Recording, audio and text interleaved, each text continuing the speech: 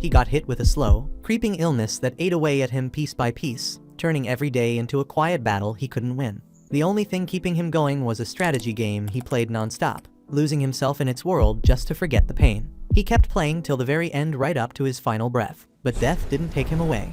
Instead, he opened his eyes inside that same world he used to escape to, now completely powerless, no strength, no skills, just him alone in a kingdom of ruins. Now trapped in the game that once gave him comfort, he's got one choice: fight to survive, claw his way back from nothing, and rise to rule the kingdom that's become his new reality. This one's about Takuto, a guy obsessed with an empire management strategy game called Eternal Nations. Even while stuck in a hospital bed, he kept grinding through the game until the very moment he died playing it. But death wasn't the end, because a second later, he finds himself in a forest, chilling on a throne inside some ancient ruins. And the first thing that hits him is how clean the damn air is. Then a woman walks up to him, asking if he's finally awake. And when she shows her face, he knows right away it's Atu, that elven character from the game. She calls him His Majesty, and that's when Takuto starts thinking what the hell's going on. Being a hardcore anime guy, he quickly figures he must have gotten isekai'd into Eternal Nations. Only thing is, the only person Atu ever calls king is the ruler of Minagra, the same nation Takuto led back when he was still playing. She speaks again, and this time calls him Takuto-sama. She says he's the first person who ever beat the nightmare difficulty using Minagra, the hardest damn civilization in the game. That put him right at the top of the leaderboards, giving him legendary status. Now Takuto's even more lost. How can a game character know stuff from outside her world? But Atu explains that she remembers it all, every win, every loss, every single word he said to her through the screen, like she lived the whole thing right beside him. That hits Takuto hard. He starts tearing up, telling her how happy he is to finally talk to the one character he always cared about most, and Atu says she feels the same. Still, none of this explains how he ended up here, so Takuto asks if she's the one who brought him into this world. Atu says she's got no clue how they ended up here, since she also showed up in this spot just minutes ago. But there's one thing she's sure of: it all feels exactly like Eternal Nations. No matter where they landed, she's glad they finally met for real. And while holding his hands, she tells him they can start their journey all over again from the ground up. She says she wants to build another empire with him, one where it's just the two of them. And since Takuto's got no other reason to keep going, he decides to share that dream with her. As he reaches out for a handshake, Atu suddenly shifts into full scripted mode, calling herself Sludge Atu, a bastard child of a ruined world, swearing that from now on, her mind and body belong to Takuto. She's supposed to be an evil character, but the whole thing comes off super cliché, and both of them end up a bit embarrassed by it. Still, Takuto plays along, and with a straight face says that he and his right hand Atu will build the most wicked empire ever known, Minagra. Takuto then checks if Atu remembers what their first step should be, and she proudly says they need to lock themselves away like true shut-ins so no outsiders can spot them. To make that happen, Takuto uses an emergency summon to call out a scout, this long-legged creepy bug. Since their nation represents evil and decay, all their units look nasty as hell, and this bug is no exception. Takuto tells the scout to scan the area, and Atu adds that it better not let the king down. The bug listens and crawls off right away.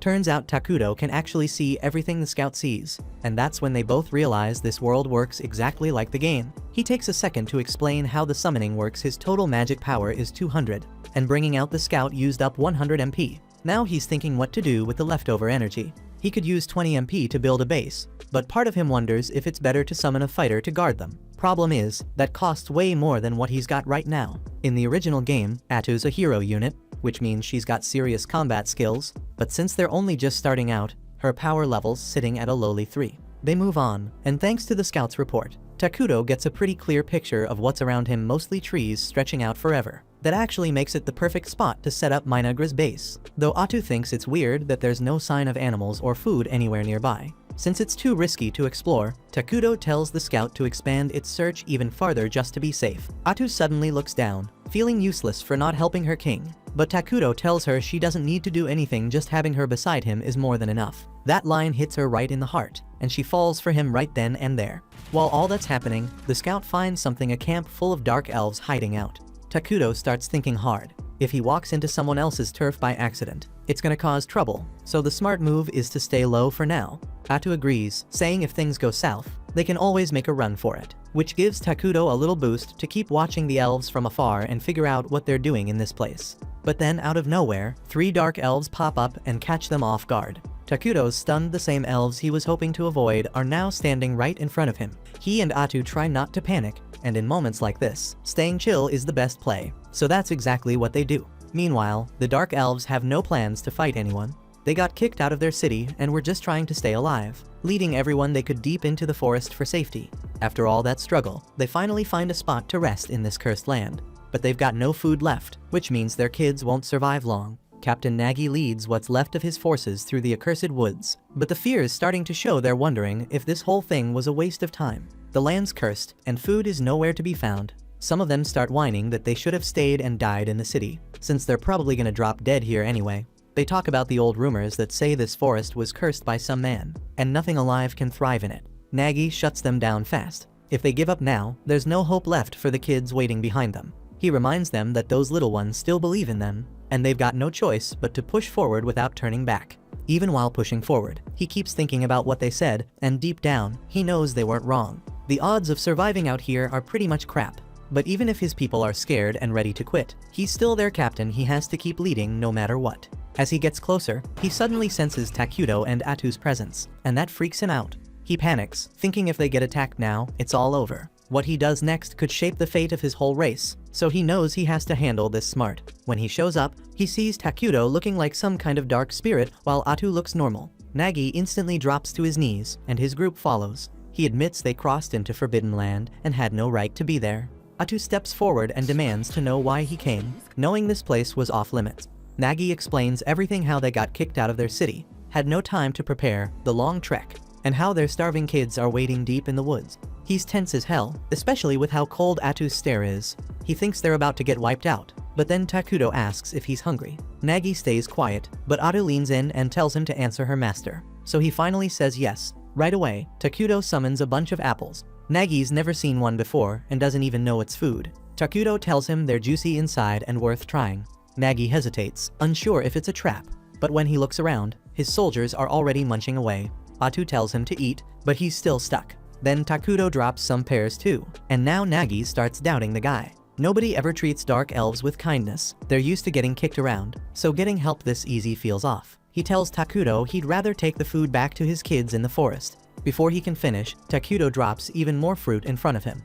Nagy's stunned and grateful. Back in the forest, the kids are barely hanging on, just praying for a miracle. That's when they catch a familiar scent, and it hits them. Nagy and the others are back. Not just back, but loaded with food and something they hadn't had in a while: hope. Nagy tells them to get ready to feast, and everyone starts digging in. The starving kids finally eat, starting to recover. One elf asks Nagy where all this food came from, but he doesn't explain a thing. He just says fate smiled at them, though in his head, he can't stop thinking about that dark figure they met earlier. After the meal, everyone gets some solid sleep, while Nagy stays by the fire, keeping watch and turning thoughts over in his head. That's when Elder Molter steps in and pulls him out of it. He thanks him for everything, but says the fruit tasted like nothing he's had in 200 years. Nagy agrees, says it felt strange when he ate it too. Molter asks where it came from, and Nagy tells him they met a legend in the cursed forest. Says they wandered in and ended up face to face with something unreal. Molter starts to wonder if it was the King of Ruins, that old tale about a shadow showing up when the world's too full, tearing it all down and drowning it in darkness. No one knows if it's real since nobody's ever seen it. Molter asks if Takuto gave that title to himself, but Nagy says the man never introduced himself, just spoke through his maid. Molter says a King of Ruins would never give something for free, then asks what Nagy gave in return. Nagy answers it was nothing, just pure kindness. Molter calls bullshit, says no dark force ever gives without a price. Nagy says he helped them with no catch, calls him the Great One. Molter argues that title doesn't fit someone like the King of Ruin, but Nagy stands firm.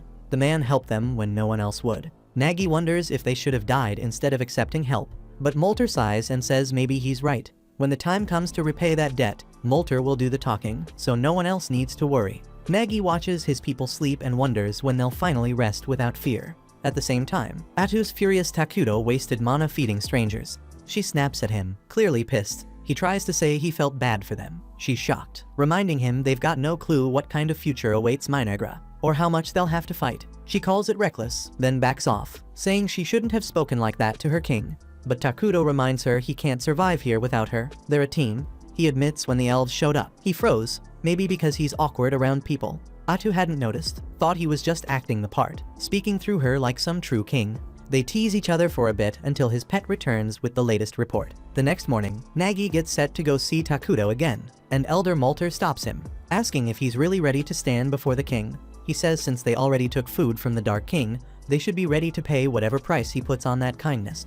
Nagi pushes back, says Takuto never asked for anything. But Molter says that's just how things work, evil doesn't help for free, there's always a catch somewhere. Still he agrees they've got no choice but to rely on Takuto, since nowhere else is safe for them now. They both head toward Takuto, not knowing his insect scout's been spying on them the whole time. Takuto pulls the bug back to report, and once he finds out the elves are on their way, he just hopes they grab the leftover food and leave without making it awkward. He starts to freak out a little, says he's bad at talking and doesn't know how to deal with this kind of stuff. Atu steps in, says she'll handle it, and reminds him it's better this way. The elves need to see they're not even worthy of speaking to their king. Soon after, Molter and Nagi arrive, and the old elf throws out some fancy greeting, thanking Takuto for the food he gave their people. Then he asks if they can know the name of the one who helped them. With a nod from Takuto, Atu gives them the name, declaring him as the Dark King of Ruin. That hits them hard, confirming every fear they had.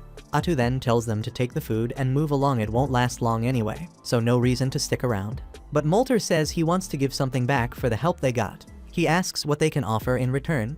Atu shuts that down real quick, tells them they probably don't have anything that would please her king, so they shouldn't even try. Then she looks them over and asks if they honestly think they have anything valuable left. Molter hesitates, knowing deep down they've got nothing worth offering. Atu catches that pause and shoots him a cold glare, asking if he's planning something. Molter starts losing it, and Takuto can tell things are going downhill fast. He calls over Atu to talk, and she's clearly not having it, says he's going way too soft. To her, those two clowns don't even know how to negotiate, and if this keeps up, they'll end up dragging him down. She throws out the idea of wiping them all out and lining their heads up on pillars like decorations. Takuto tells her to stop acting like she's about to turn the place into a Halloween attraction. He says the elves clearly want peace, and they're trying to repay him out of respect. He suggests asking for something they can offer instead of handing out food for free. Says that'll keep things balanced between both sides. Atu rolls her eyes but agrees, then turns to the elves and announces that her king will accept their offerings. When Molter's face eases up, both Takuto and Atu realize how nervous he really was. Dude legit thought Takuto was one of those bloodthirsty villains. Atu calls him out for that, but then freezes, not sure what to even ask in return. That's when Takuto gets an idea and tells her to ask them for information about the world outside. Molter lights up and swears he'll tell Takuto everything he's seen and heard out there. Atu nods, then adds that once he's done, he and his people gotta pack up and leave the forest. That hits hard, and both he and Nagi flinch at the order. They say they'd prefer to stay under Takuto's protection, but Atu shuts that down real quick, says if they're serious about surviving, they'd better stop acting greedy. Nagi tries to speak, but Molter shuts him up, says the king gave an order and they're gonna follow it. They start heading off, but Takuto watches them go and feels that knot in his gut, something about it doesn't sit right. Then he gets an idea and calls out, asking Molter and Nagi to stay and become citizens of his kingdom. They're stunned, but not nearly as much as Atu, who turns to him and asks what the hell he's doing. Takuto reminds her about the refugee system in the game,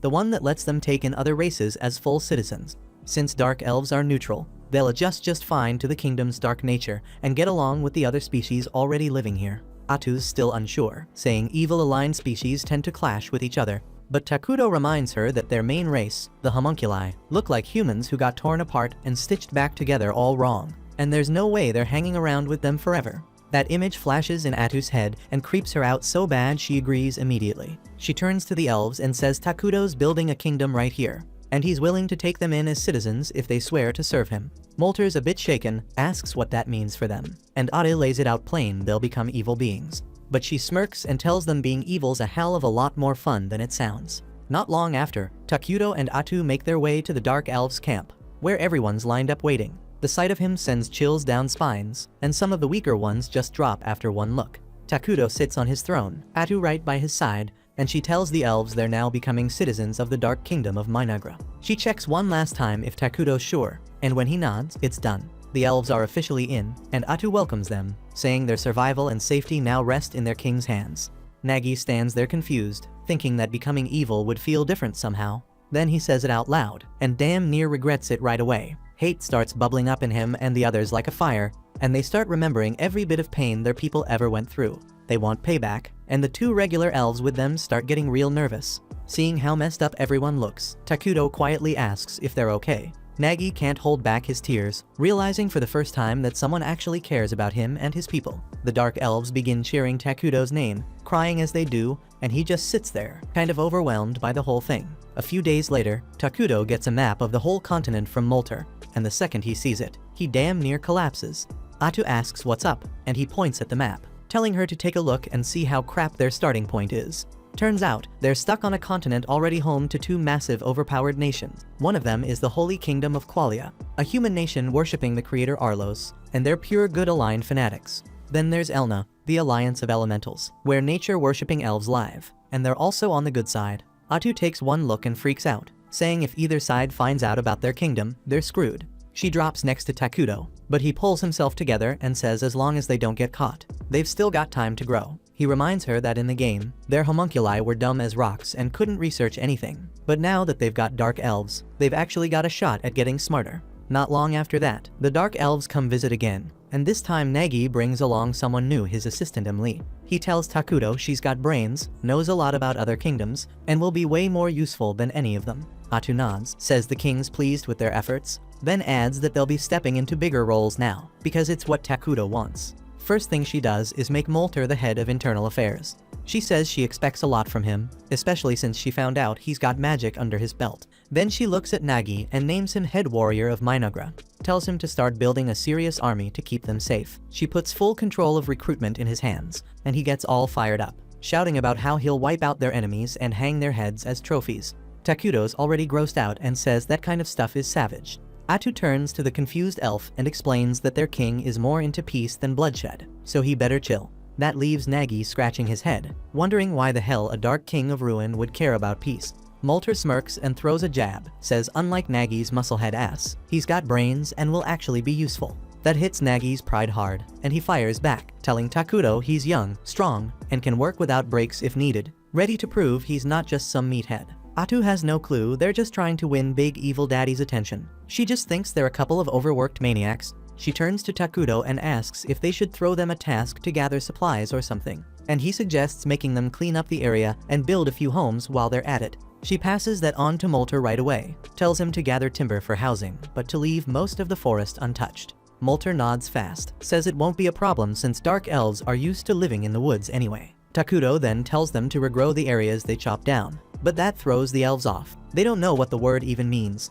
Takuto picks up on it quick, figures their civilization's too behind to even grasp reforesting, so he asks if they at least know about military magic, or the 6 major elements. Molter says he's only heard of 4, and Emily says she's never come across any country using something called military magic. Takuto and Atu glance at each other, realizing this world's way more primitive than they expected, but that might be a damn good thing. If they level up their magic tech fast, they can steamroll other nations in no time.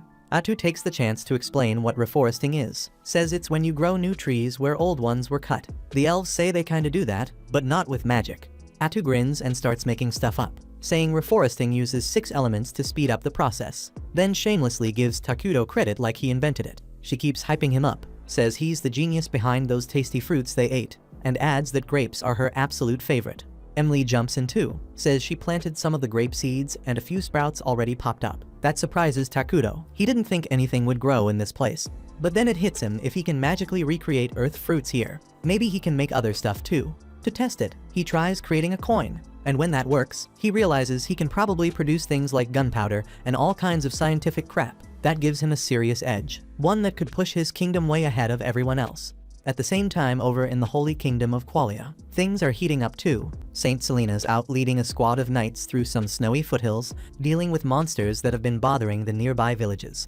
The second those goblins come charging in, she lifts her staff and torches them to ash with her holy flame. That fire shoots up into the clouds, and once the smoke clears, sunlight hits the scorched earth, and a bunch of flowers pop up. The knight captain turns to his crew, saying that Selena's magic not only burns up nasty monsters, but also leaves a damn flower garden behind. He adds that thanks to her, they've got a good thing going with the elves. Right after that, she tells the cardinal he needs to send paladins south instead, since she got some creepy vision about something going down in the cursed forest. He straight up refuses, saying the forest's all the way at the edge of the continent and he can't make a move without getting the higher-ups involved. Selena says screw that, threatens to head out herself if he won't help. The cardinal tries to push back, but in the end, he gives in and promises to send whatever troops he can round up on his own. Meanwhile, Takuto and Atu are busy building up their turf, starting with new homes for the Dark Elves. They've already got a temporary throne room set up around Takuto's throne, and he's hyped to finally hold meetings and talk shop with his top citizens.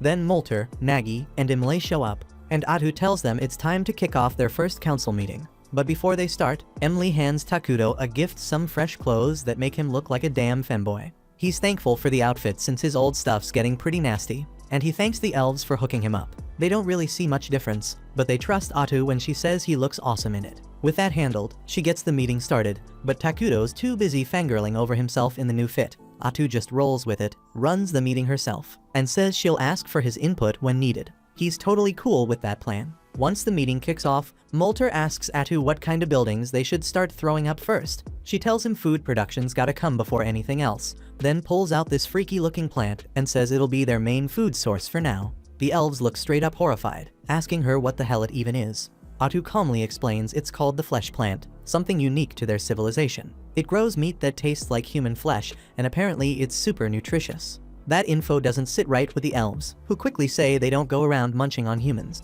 Atu laughs it off, telling them this is just a temporary thing till they get better options growing. Then she says they also need to set up storage buildings and supply sheds near the farms.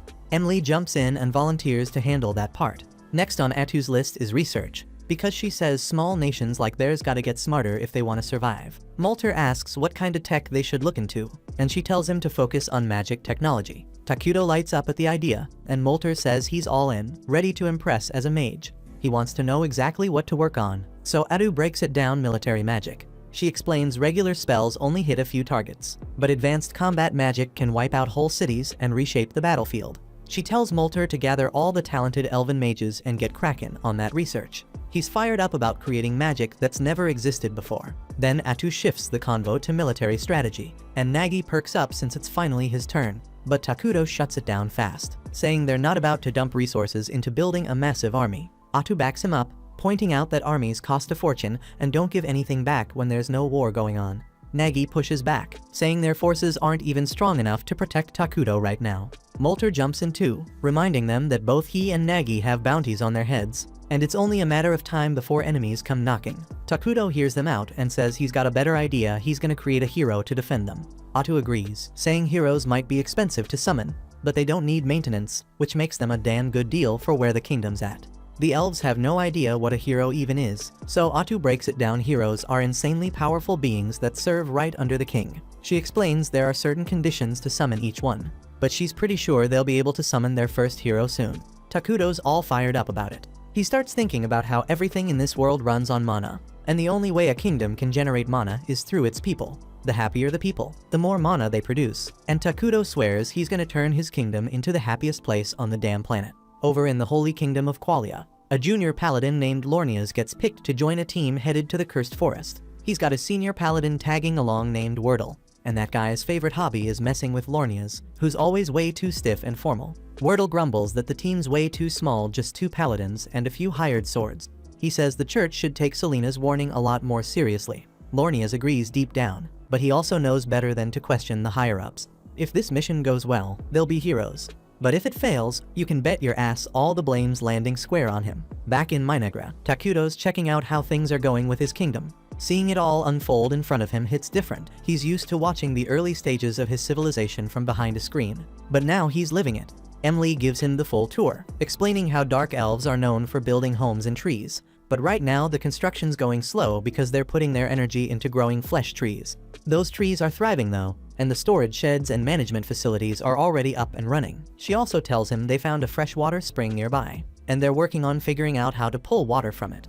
Over in the new research building, Molter and the other mages are grinding hard on the magic tech stuff. Takuto's happy to hear everything's running smooth, but what gets him even more hyped is knowing the elves are taking initiative, trying to find water and improve things themselves. He mentions how much better they look now compared to when they first arrived back. Then they were tired and broken, but now they look alive. Emily starts tearing up when she hears that, crying right in front of him. Takuto freaks out a little, not sure what to do, but she pulls herself together and keeps the tour going. She takes them over to the flesh tree farm next. saying that thanks to the tools Takuto provided, they're almost ready for their first harvest. Then she shows them the water source the elves found earlier, but the whole vibe around it feels off this time. The water's gone dark, and Emily looks bummed out, thinking it's probably ruined now. Before Atu can step in, Molter and Nagi show up to check it out too. They agree with Imle it looks pretty damn unusable, but Atu walks up, takes a sip without hesitation, and tells them it's perfectly fine to drink. She explains the change is because this area is now part of Minagra, thanks to something called the Cursed Terrain. Takuto tells the elves to take a deep breath, and suddenly they feel clear-headed and full of energy. Atu breaks it down: Cursed Terrain boosts beings with evil alignment, while weakening neutral or good-aligned ones. Since the Dark Elves are part of Minagra now, they're considered evil, which means this water is totally safe for them. Nagi drinks some himself to confirm it, and Atu adds that pretty soon, the entire forest will be under Cursed Terrain too. Takuto, though, isn't completely sold. He points out that the terrain change makes the forest look way too obvious. Molter agrees, saying once the whole place turns dark and eerie, enemies will be able to spot them from miles away. Nagi takes this chance to push for building an army again, but Atu and Takuto shut that down, reminding him they've got a hero on the way. Molter still doesn't fully get what a hero even is, so Atu figures it's time for a demonstration. Without warning, she sprouts shadowy tentacles from her back and slices through a bunch of nearby trees like they're nothing. Then she tells them she's a hero herself, and even though this is only 1% of her actual power, she could wipe out entire armies with ease.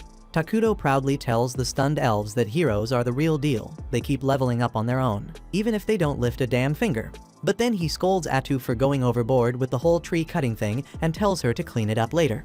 The elves, on the other hand, are blown away. They say Takuto must be some legendary figure to have someone like her serving him. They immediately decide to build him a proper palace, but he brushes it off, saying he doesn't need anything fancy right now. The elves insist though, saying their king shouldn't be living in the same wooden homes as them. Atu backs them up too, telling Takuto that building a palace will lift the people's spirits, and that alone makes it worth it. Takuto gives in, telling them he wants a flying fortress someday, but for now a regular palace will do just fine. While that mess is unfolding, the investigation squad led by Lornias and Wordle finally starts making their way south toward the cursed forests. Wordle's still grumbling about how damn tiny their squad is, but Lornias shuts him down, saying this is literally the best the Empire could spare. Most of the military's tied up handling chaos up north after a swarm of evil-aligned creatures showed up out of nowhere, burning towns to the ground and dragging folks off. Every able body got shipped off to deal with that disaster, leaving scraps for anything else. Hearing that, the hired mercs start whispering among themselves, saying whoever got sent north is screwed. Even if the money was tempting, they're glad as hell they didn't pull that job, especially with the rumor going around about some psycho witch being behind it all. They want no part in anything involving witches. Lornia's curious about this rumor, pulls aside one of the mercs, a dude named Bargo, and asks what he knows. Bargo says people are saying a single witch is stirring up all that northern madness, but Lornia's doesn't buy it, saying there's no way in hell one person could control that many monsters. Bargo nods fast, saying it's probably some cult crap instead. But then Wordle cuts in, telling Bargo to shut his damn mouth before he jinxes them all. Lornia's instantly snaps at Wordle, catching the guy sneaking another drink on the job. He starts chewing him out, reminding him that as paladins serving their gods, so alcohol's off limits.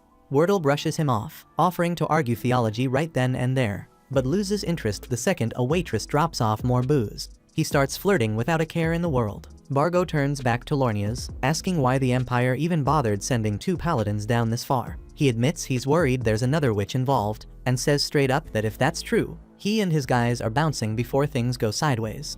Lornias tells him he doesn't know all the details either, but Wordle jumps in again looking smug as hell. Turns out he squeezed some info from his new waitress friend.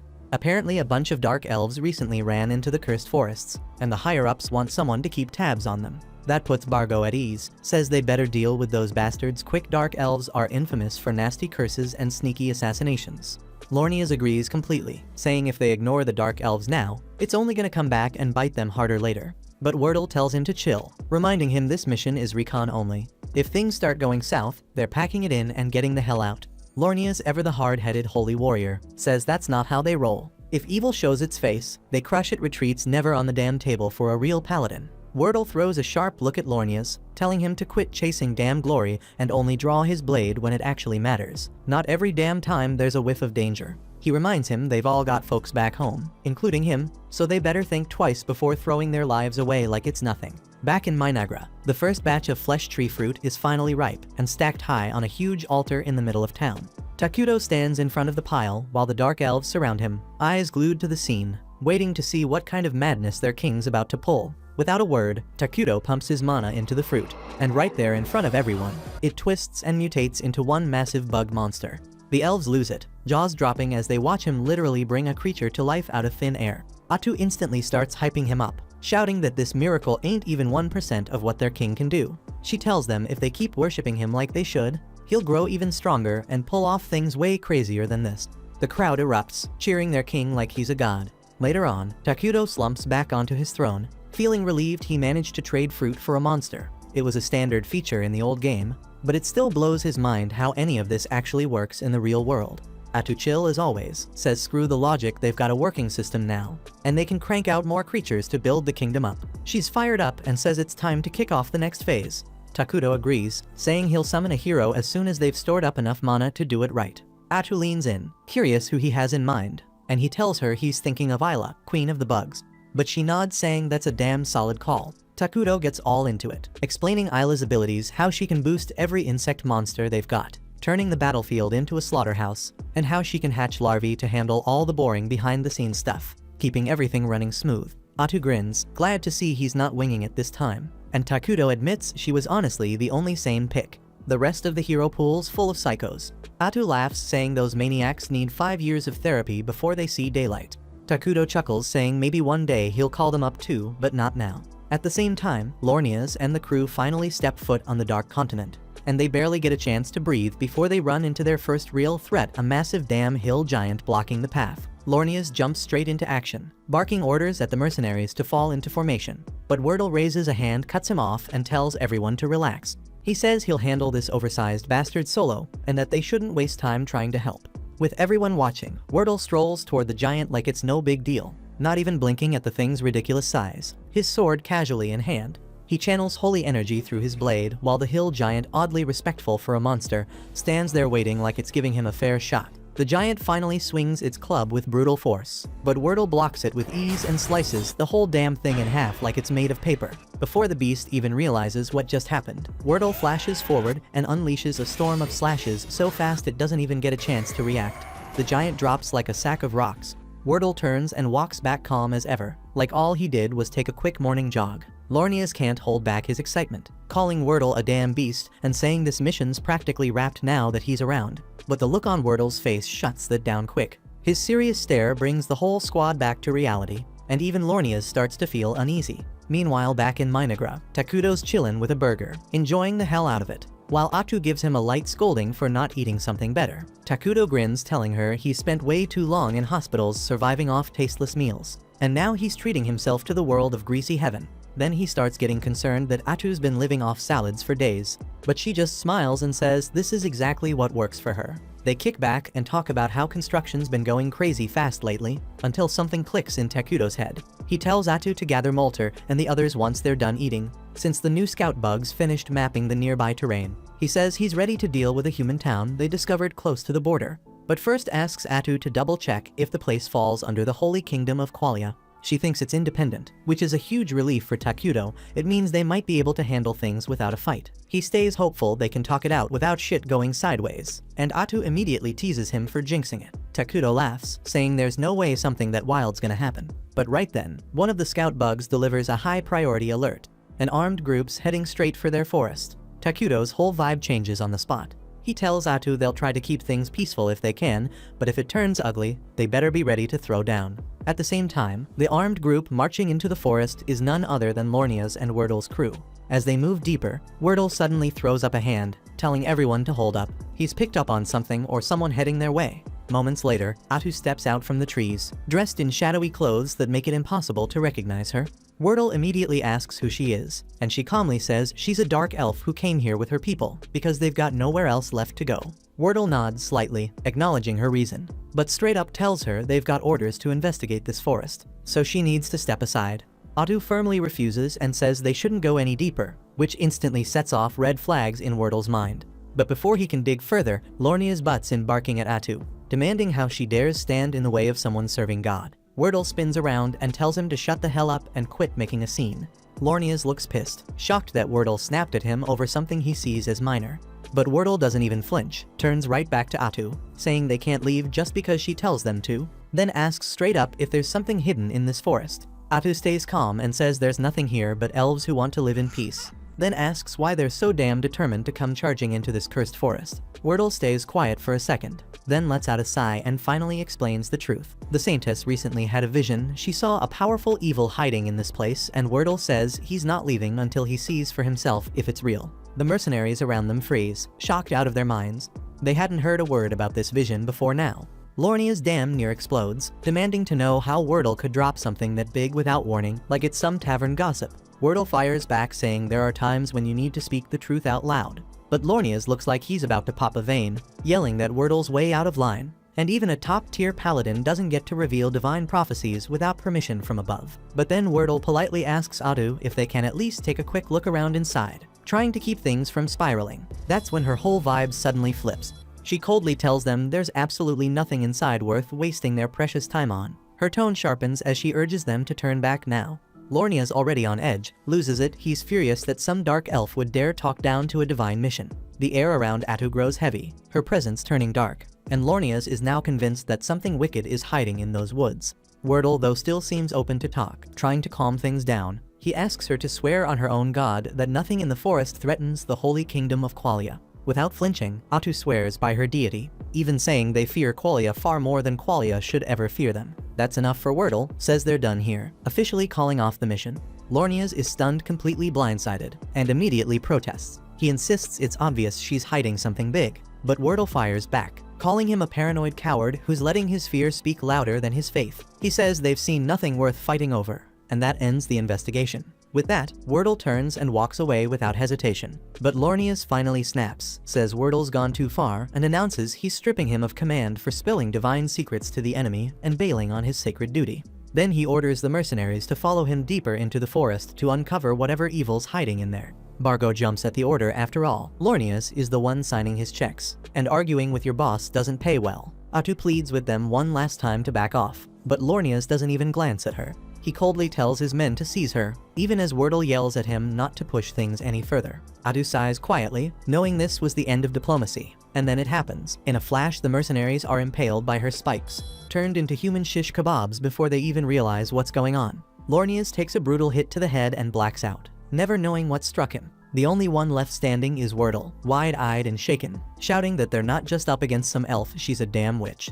Then Atu calmly steps forward, dropping her disguise, and saying it's a shame things had to end like this. Peace was never really an option. Turns out more of them are still breathing. So Wordle yells for someone to hurry and report this back to the kingdom. But Bargo cuts him off, says all their messengers were already wiped out by Atu, and the mercenaries who barely survived aren't quick enough to outrun her now, especially with Atu ready to rip anyone apart.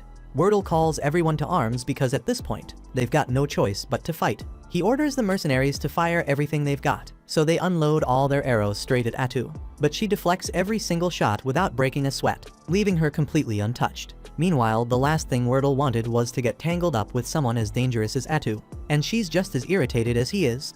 Atu makes it crystal clear this is all on Lornia's, because she would have gladly let them walk if they just backed off from the forest peacefully. But Lornia's had to act all righteous, forcing her to kill him now.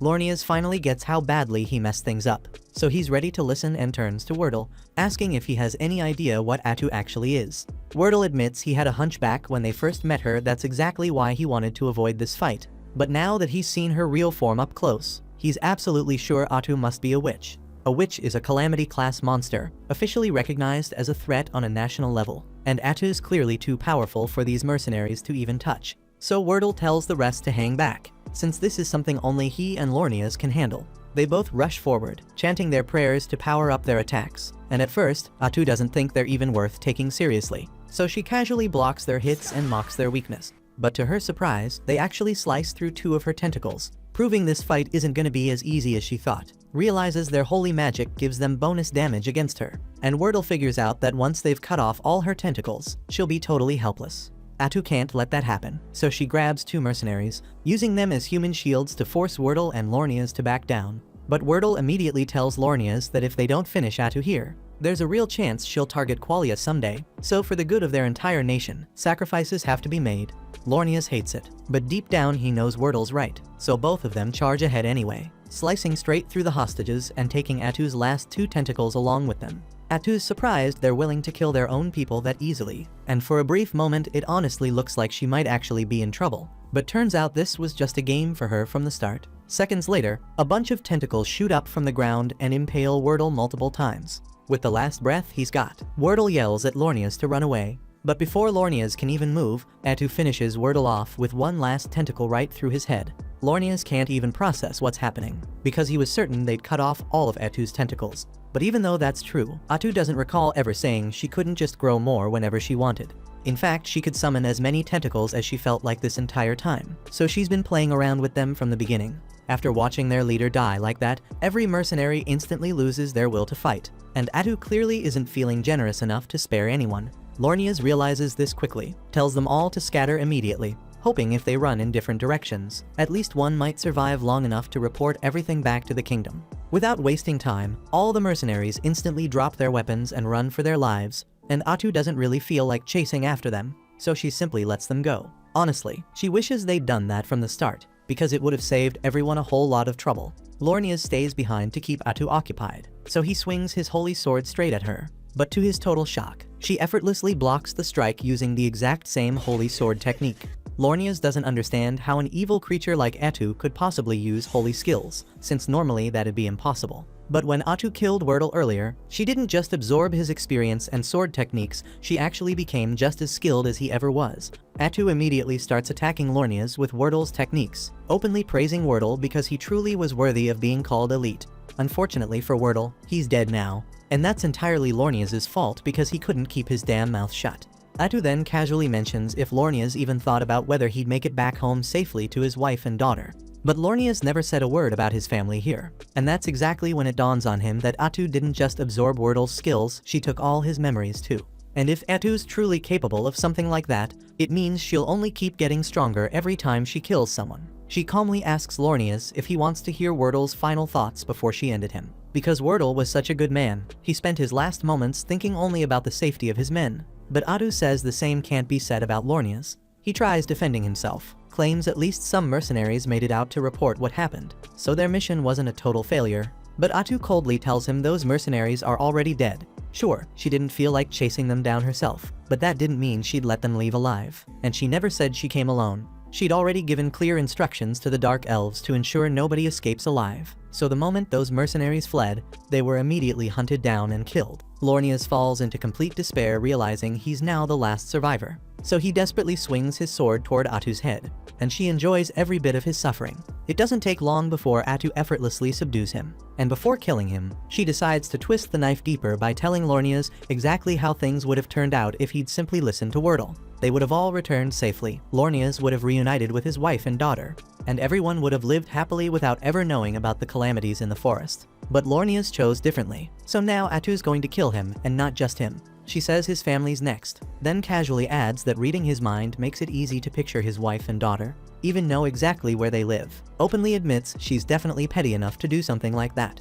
In fact, Atu might as well slaughter everyone in all the villages Lornias passed through on his way here. And while they're all dying in absolute agony, she'll make sure every single one of them knows it's entirely Paladin Lornias' fault. Lornias screams desperately, begging Atu not to do it, but she's starting to get bored with tormenting him, so she finally stops taunting him and kills him outright to shut him up. Once Lornias is dead, Nagi calmly approaches Atu and informs her that he and his men have successfully killed every mercenary who ran away, so nobody will be reporting any of today's events.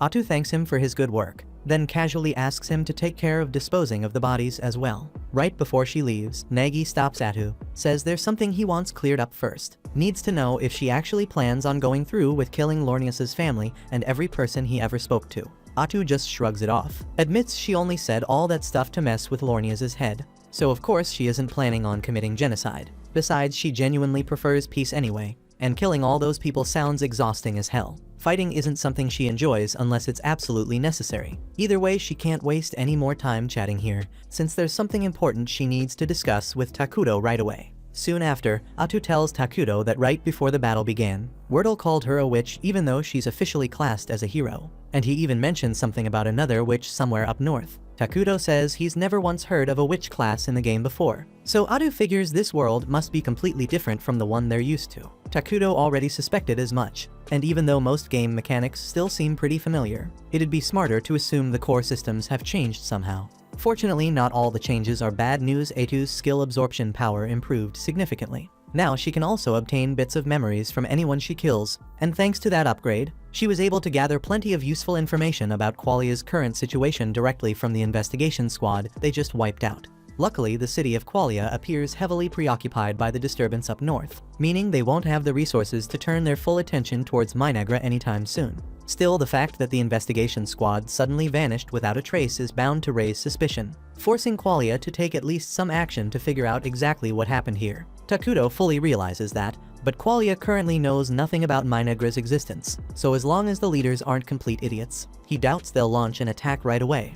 At the moment, he's far more concerned about whatever's going on with the northern disturbance and that which causing all the trouble. Atu already tried digging around in Wordle's memories for any additional info about witches, but unfortunately Wordle himself didn't know all that much. However, his memories did make one thing extremely clear. That witch up north was powerful enough to single-handedly inflict military-level damage on the Qualian army, and her name is Irakino. At the same time, up in the northern territory, Irakino has just wiped out another village, and she's already preparing to move on to the next. Before she does, she reanimates all the villagers she killed and turns them into undead servants under her control. Takudo has no idea what her full abilities are, but the amount of damage she's caused in such a short time makes him suspect she might have come from another world too, just like him and Atu. If that's true, things are about to get a whole lot messier, so Atu asks him what their next move should be. Judging by the way she operates, Irakino's probably evil aligned, so there's a chance they could get along with her.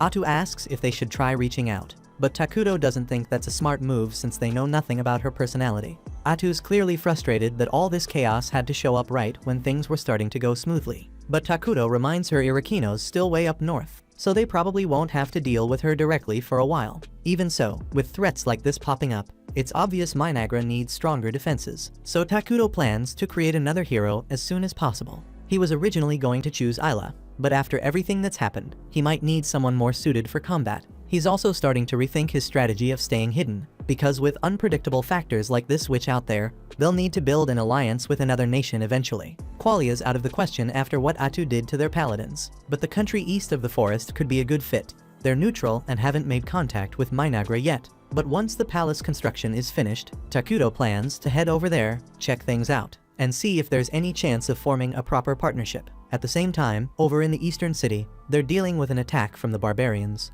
but their staff bearer quickly wipes them out with a bolt of lightning. The citizens cheer and praise her for saving the city so easily, but she tells them it's too early to celebrate, there's still a lot of work ahead. Back in Minagra, Atu and Takudo finish their conversation, and just as she's about to leave, she pauses for a second, says there's something she needs to apologize for. She knows Takudo isn't a fan of unnecessary violence, but admits she got a little carried away with the paladin. Takudo just stares at her and asks why he'd care. That moment hits Atu with a quiet reminder Takudo might seem kind on the surface, but deep down, he's still the embodiment of evil, and there's not much in this world that could ever bother him.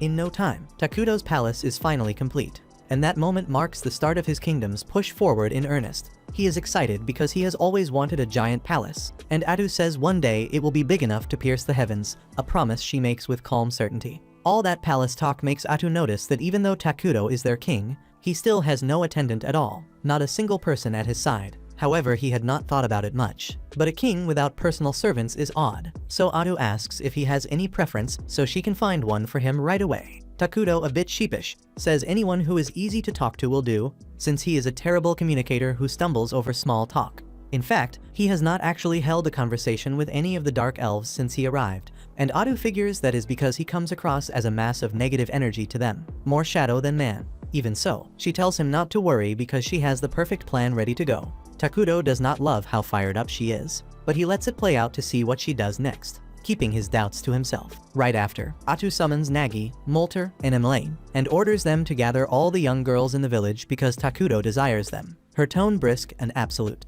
Both Takudo and Molter are stunned where they stand, but Molter still wants to give him the benefit of the doubt, so he asks Atu why she gave that order at all. Atu says she asked for young girls because she thought it would be easier for Takudo to practice conversations with them. Yet instead of putting it that way, she boldly declares that Takudo is into young girls. This goes way too far, so Takudo cuts her off before it spreads and tells her to explain the plan without turning him into the neighborhood creep. After the full explanation, Molter and the others are relieved to learn that Takuto only wanted an attendant who would be easy to talk to, and the reason he pointed to young girls is that the kingdom is short on hands, and he did not want to pull valuable laborers away to be servants. So children who cannot work yet were the best options for now. Molter and the rest are impressed by how much thought Takuto put into it, so they agree to bring the children. And Takuto looks forward to finally having people he can talk to each day in the palace. But only one thing he didn't think about remains in the way. To regular folks he keeps coming off as a walking disaster, which makes the kids burst into tears the second they see him. Takuto feels torn up over that whole mess with the kids, so Atu turns to Molter to see whether there is a single child who would not scream at the sight of the king, and given how things stand, Molter cannot name anyone suitable. Then Nagi cuts in and asks if Takuto has met the twins yet, and he admits he kept them off the list because their past carries serious baggage, so he worried they might cross a line with the king. But at this point, options are thinning out, so Atu tells him to bring them in anyway. A short while later, the twins step into the palace and introduce themselves as Karia and Maria, and Karia carries herself with crisp respect, while Maria talks to Takuto casually, treating him as one of the homies. At a glance, Otto reads the history on their faces, so she asks Karia about the sores scattered across her body. Karia says they trace back to an illness, and then Molter fills in the gap and explains that a plague hit her some time ago, so the cure held, yet the scars it left never faded. After that, Atu shifts to Maria's situation, so Karia explains that her sister went through something brutal, and after that day she never truly came back to who she was. Atu presses for what brutal means, and Maria answers without a pause that she ate her mother. That is far worse than what Atu feared. So she turns to Molter for the story, and he says he is not proud of those days, yet at the time there was no other path. The Dark Elf tribe still honors the mother of Karia and Maria for the sacrifice she made for her people. Hearing that, Takuto recalls the exile the elves endured, and it was a long trek over vicious ground after losing their home. So in stretches like that, hunger becomes an enemy on its own, and hard choices fall on those who want everyone to live long enough to reach safety. Being forced to eat her own mother shattered the way Maria sees the world, so her sense of fear bent into something else, which explains why Takuto does not scare her at all. Atu hesitates about naming Maria as an attendant, and the risk feels real, so she weighs that thought in silence. During that pause, Maria walks up to Takuto, and once she stands near him, she says he looks white to her. That catches Takuto off guard because most people call him the shape of darkness itself. Yet Maria reads something different, so he asks whether she is willing to serve as his attendant and look after him, and Maria says she will do her best, so Takuto appoints her on the spot as his servant and as a candidate for leadership within Minagra. Atu is taken aback because this ends up being the longest stretch of talk Takuto has shared with anyone besides her. Yet even if Maria seems on board, Karia stays quiet, so Takuto asks what she makes of his offer, and Karia says that as Maria's younger sister she has a duty to stay at her side all the time. So if Maria wants to serve as Takuto's attendant, then she will step into the role as well. That settles Takuto for the moment because he needs steady help. So he tells them that starting today they are responsible for looking after him. Then Nagi and Molter trade uneasy looks since the choice still feels risky. After everyone else steps out, Molter circles back to Takuto because there is something he has to share about the twins. Ever since their mother died, they have not been able to feel even a shred of emotion. So it is as if their hearts sealed shut and nothing gets through. Taking them on will bring its own problems, so Molter asks Takuto to meet those moments with patience and tolerance until the girls begin to open up again, since forcing it will only push them further inside. The following day, Maria and Karia begin their official duties as Takuto's attendants, and trouble shows up right away because Maria walks in with a glass of water, trips over her own feet, and dumps the whole thing on Takuto. Karia moves fast and offers to wipe him down, and she apologizes for the mistake since this is not the first time it has happened. So Takuto tells her he is not upset and that accidents are part of learning. A few moments later, Atu comes in, and she is disappointed to see that Maria has slipped up again. So Takuto asks her to ease up on the girls for now. Atu hates how often they fumble. Yet if Takuto does not want to punish them, she will let it slide. Then she reminds him that he has a meeting to attend, and as his attendants Maria and Karia are required to come along as well, so they had better hold it together and keep their manners sharp.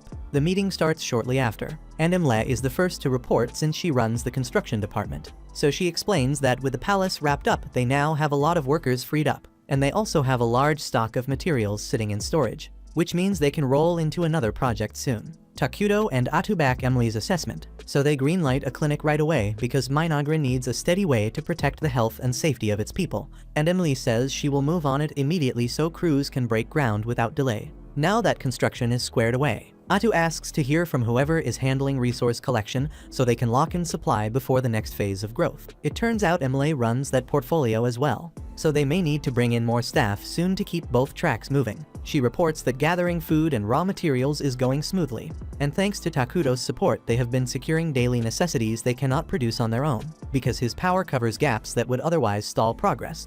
That drain on his mana is heavy, so they have to map out other ways to obtain those items soon, since leaning on emergency production so often is not ideal. For now it counts as a necessary expense, so Takuto tells her to keep relying on him, and at the same time they will prioritize buildings and research that raise his mana output, so the burden eases over time. Atu thanks Emily for the grind and shifts the room to magic research. Then Molter rises to give his report. He explains that he has successfully built a line of military magic, and at the moment he is the only one who can use it. Yet with enough training his subordinates should be able to follow his lead. They may even be able to harness the ruined mana that the palace throws off to push stronger casts, so the ceiling could end up higher than anyone expected. Since Takuto has made it clear he does not want to start wars, chances to deploy those spells will probably stay rare. For now, Atu asks Molter to pour his effort into the 6 major elements on the magic skill tree, because those will do the most for national development. Finally, she calls on Nagi for an army status update. So he explains that the force currently fields 5 scout bugs. Most of their hours go into mapping the uncharted stretches of the accursed land, and the ground beyond the forest is mostly open plains, so they can range there with a lower chance of being spotted. Since stealth sits at the top of Minagra's priorities right now, the scouts have to keep their footprints small. Atu brushes it off because they already have a complete survey of the entire forest. So she tells Nagi to assign the scout bugs to routine patrols around the perimeter of the forest. Nagi checks whether she truly wants all of them on patrol duty, and Atu can read the worry about their military strength, so she says she alone can handle whatever shows up. Plus she and Takuto already settled on creating a new hero, and Takuto says he will summon Ayla after all. Takuto then asks whether the team gathered every resource needed for that plan, and Molter reports that the lumber and the rations are ready and waiting, yet the heavy mana cost still stands. After a lot of arguing and some compromise, the meeting wraps as planned, and Takuto feels satisfied with how well everyone has been playing their part. After that he heads toward the throne room, and as he is walking Maria bumps into him and scatters the meeting papers across the floor. Karia apologizes for her and moves to help pick the pages up. Then they accidentally tear one of the documents in half while trying to gather it. Both sisters look up at Takuto expecting anger, and he simply tells them it is fine and goes to sit on his throne. Maria suddenly steps closer and asks if he is a bad person. His alignment is evil, so in strict terms he counts as a bad person, and she follows by asking why he has not killed them yet. They keep messing up and doing things that would normally get a servant executed, yet Takuto keeps sparing them, and they cannot make sense of that. Takuto asks them to spell out the difference between a good person and a bad person, and in Maria's view a good person does nothing but good while a bad person does nothing but bad. But Takuto says she's only half right. Then he lays down his side clearly. A good person has to stay on the right path every time, so lying, stealing, or killing without cause is out of bounds, and that's the standard he's talking about. From there he flips the coin to the other side. A bad person doesn't have to cause harm every minute. They move on selfish wants and act without caring about anyone else. And in his case he wants to be kind to them, so being lenient when they mess up isn't a problem. Plus, he already knows they've been messing up on purpose from the start to try to make him angry. Maria and Karia confess they were pushing Takuto's buttons on purpose so he would end them, because they do not feel worthy of living after what went down. Takuto gets why forgiving themselves feels out of reach, and he cannot truly walk in their shoes. Yet he is sure their mother gave herself up so they could keep going. He tells them they are free now, and the best way to honor her is to live all the way so her sacrifice is not wasted. And he says it steady so it actually lands. Moving on will be hard, but he promises he will be there with them step by step and not leave them hanging. They burst into tears at the kindness and cling to him. Then hours later Atu walks in and finds both girls asleep on his throne. She feels a small twinge of jealousy over how close they are to him, but business comes first, so she lets it go and says the report on the nearby city is done and ready to share. The city is called Dragonton, and it is part of the neutral multiracial nation called Fonkaven, which means many races share its streets and markets. Since the place is mixed, Takuto figures talks should go smoothly and fairly, yet he is bothered that Dragonton sits way out in a remote corner far from easy support and quick relief. Atu explains it sits that far out because there is a dragon vein mine, and dragon veins generate mana on their own, so she suggests moving to secure it fast before anyone else does or the window closes. The report also says Dragonton is taking hits from barbarians such as ogres and goblins, and the defenders are barely holding the line, which raises the stakes for everyone involved. Takuto asks if Dragonton's gotten any help from back home, and Atu says no reinforcements have shown up so far, so things aren't getting better and could get worse if nothing changes. Seeing the situation, Takuto figures there's gotta be refugees out there, and if Minagra takes them in, the headcount goes up while they lock in a real tie with Dragonton at the same time, helping both sides right away and down the road. Then before long, they could stake a claim on the Dragon Vein mine for themselves. Takuto tells Atu to arrange an envoy at once, and while they head toward the city, Atu's party runs into a band of beastkin out in the open country, basically the middle of nowhere, and the tension spikes hard. The beastkin leader Tonokapali is frightened by Atu and the rest, since a mass of darkness clings to them so thick it's visible to the naked eye. She keeps pushing for calm, because her men are petrified enough to lash out at the pair out of fear, and that kind of panic could get them all killed right there on the spot. Atu is still under strict orders to keep Minagra out of sight, so she starts getting ready to erase every witness on the spot. Even so, Pepe here is too dense to grasp the danger Atu represents. He casually asks her name and drifts into small talk, a move so bold and foolish it throws Atu off for a beat, and she shelves the killing for the moment. In the end, the two sides manage to reach an understanding, and Atu finds out Tonokapali's group is actually an envoy from Dragonton. That turns out to be a lucky break, since it saves her the trouble of making the trip herself. So she invites Tonokapali and her men to come meet the king of Minagra in person. Tonokapali is a bit rattled, since any king who can command someone as powerful as Atu has to be terrifying. When she finally meets Takuto, it's worse than she pictured, because all she can see is an endless abyss of darkness without end.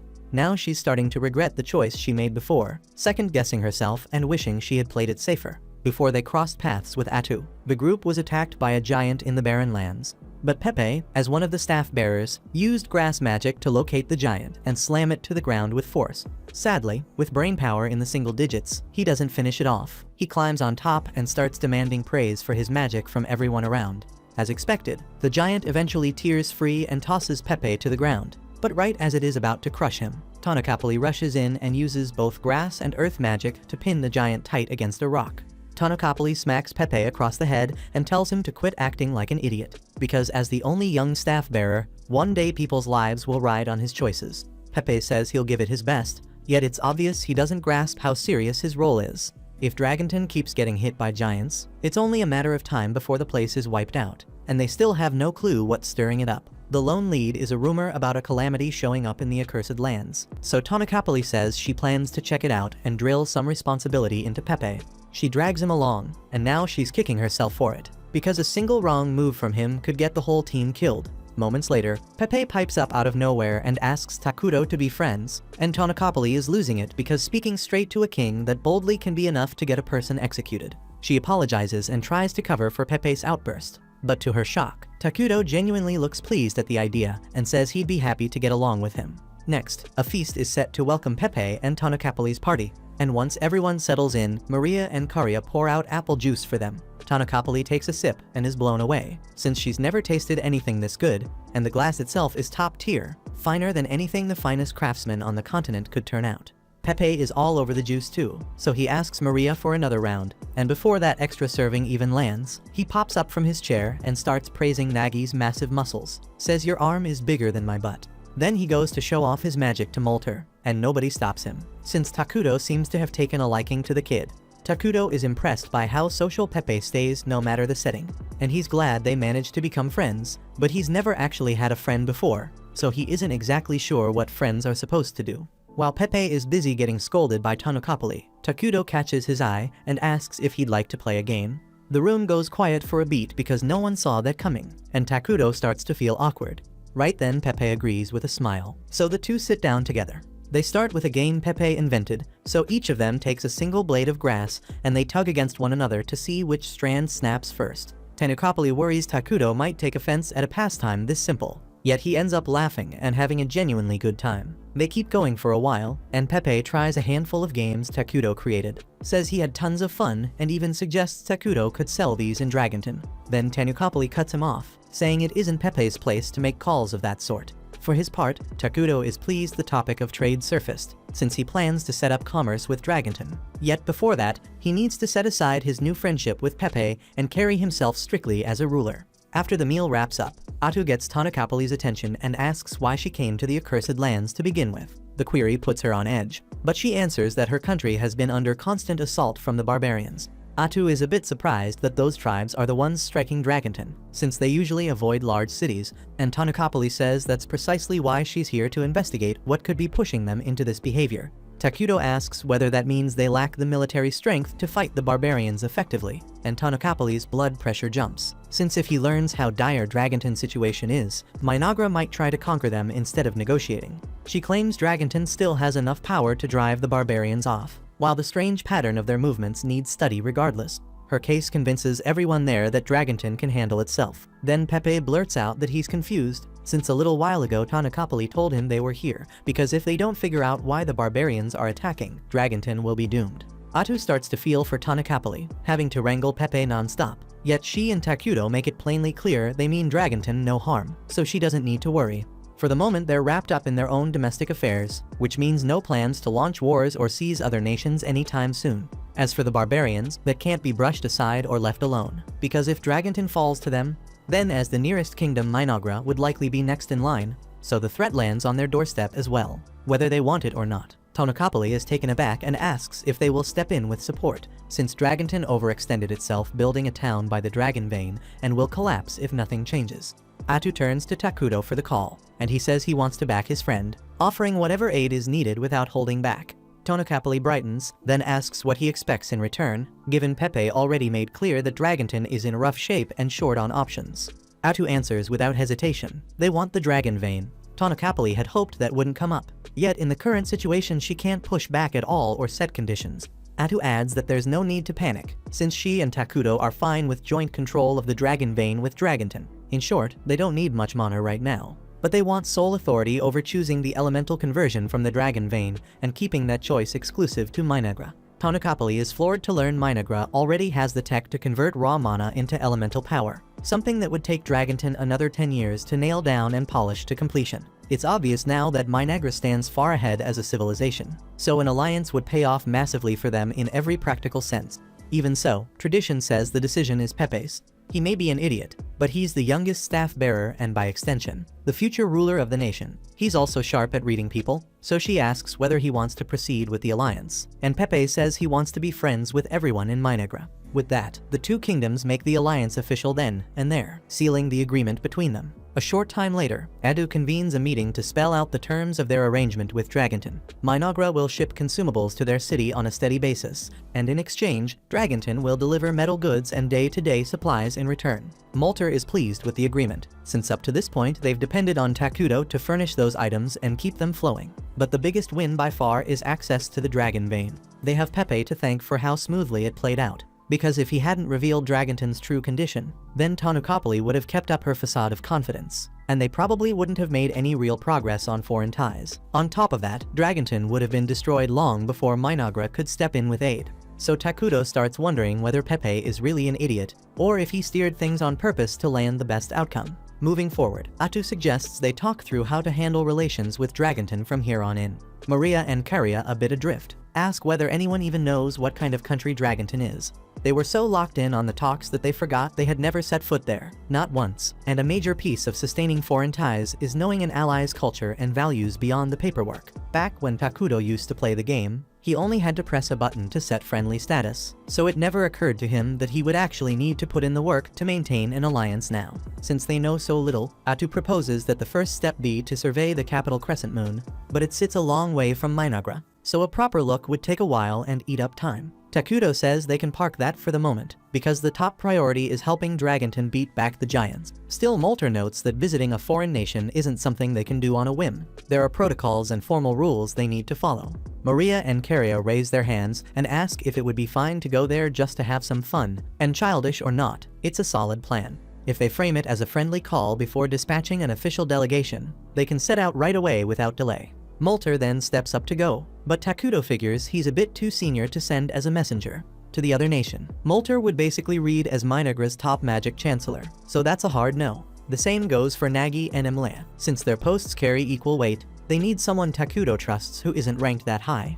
Right then, Maria and Karia lift their hands to volunteer. Takuto shuts the idea down immediately because he's worried it could be dangerous, and Ado offers to take the trip instead. But Molter reminds her she's Takuto's most trusted confidant, which makes her practically the most important person here after Takuto himself. At that point, Maria and Karia walk up to Takuto and remind him he gave them the freedom to make their own choices. So right now they want to do everything they can to help him, even if there's risk involved. Takuto is reluctant to approve sending them, but he can't bring himself to say no to faces like that. So in the end, he agrees to let them go. And Atu gets jealous that Takuto caved to someone's cuteness other than her. Emily still isn't fully at ease about sending those two alone, but Takuto says it's fine since he already has solid bodyguards in mind. Afterward, he heads back to the throne room, and Atu is still pouting about him giving in to Maria and Karia's request, so he isn't sure how to handle it. He turns to Maria for help, and she tells him to say exactly how he feels, so he decides to try. He walks up to Atu and apologizes for making her uneasy. She doesn't need to worry about being replaced. He's extremely grateful for everything Atu does, and for the fact she's always by his side. He tells her there's no one he'd rather be with, and that's all Atu needed. In fact, she's already picturing a happily married life with Takuto, and he isn't sure what's running through her head, but he's glad she isn't angry anymore. A short while later, Takuto takes Maria, Karia, and Atu to the clinic, but they don't see why he brought them there since none of them are sick. Takuto explains the clinic was cheap to build, so he put it up on a whim. And since Maria and Karia are heading out on a mission, he figures he might as well send the new plague doctors he made along with them as bodyguards. Takuto introduces the doctors to the group and tells Maria and Karia that these medics aren't just skilled at treating wounds and curing sickness. They're also trained to fight and defend them during the trip. Atu steps forward and makes it official, saying the medics are being assigned as their guards on the journey to Dragonton. On top of that, they're expected to observe and learn everything they can about the local culture while they're there. The medics get fired up about their mission, promising to do their best to blend in with the humans and study as much as possible. Takuto is amused by how eager they are, so he decides to hand out an early reward. From now on, he says, they'll go by the names Akiro, Gyro, and Saburo. The medics light up at their new identities, thanking him over and over. Their excitement is a bit much though, and Takuto and Atu start to question whether sending them as guards was the smartest idea. But Karia clearly isn't a fan, while Maria just laughs and enjoys going along with their antics. At the same time over in Dragonton, the mayor, an elf named Antic, is completely stressed out after being buried under paperwork all week. She only took the role thinking it would free her from the suffocating politics of the elves' nation, maybe even give her a chance to meet someone decent and build a normal life. Instead, she's stuck with a sore back from sitting at her desk all day, plus a drinking habit she can't shake. To make things worse, she was just told she'll need to cooperate with the so-called forces of darkness to protect the city, and she's never even heard of this place called Minagra. Suddenly, there's a knock at her door, and it startles her so much she snaps at her assistant to go away. She instantly realizes she's being harsh for no reason, so she takes a breath, changes her tone, and asks what the visit is about. The assistant says there are people here to meet with her. Antic asks if they have an appointment, and when she hears they don't, she tells her assistant to send them off, claiming her time is far too valuable to waste on unplanned visitors.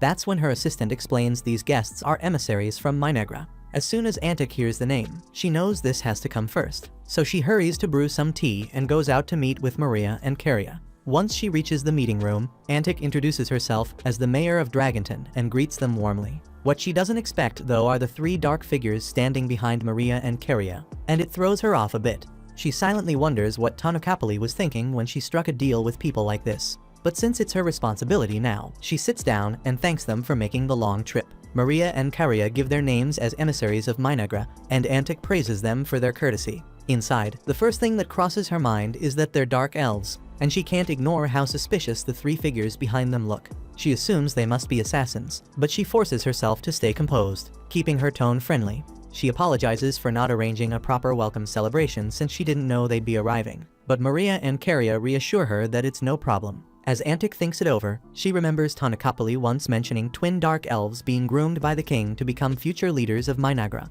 When it hits her that those very twins are sitting right in front of her, panic creeps in. If she makes even one wrong move, she could ruin Dragonton's relationship with Minagra. Trying to stay calm, and asks what their business is. But since there's no real official reason, Karia hesitates, unsure how to respond. That's when Gyro speaks up, explaining to Antic that they came in answer to staff bearer Pepe's invitation to visit and have some fun. He frames it as two students traveling to learn about the local culture. saying they'd rather avoid anything too official. Antic feels an instant wave of relief, since that means they're not here to negotiate alliance terms. If Maria and Karya are truly just tourists, it saves her a massive headache, though she knows she still has to tread carefully. The last thing she wants is to spark an incident with Minagra. She tells the twins they're welcome to stay as long as they'd like, and offers to personally show them around the city. Maria and Karya ask if that's really okay, and Antic answers with a smile, saying she knows every corner of Dragonton and would make the perfect guide. Deep down, she's eager to leave a good impression on the twins to strengthen ties between Dragonton and Minagra.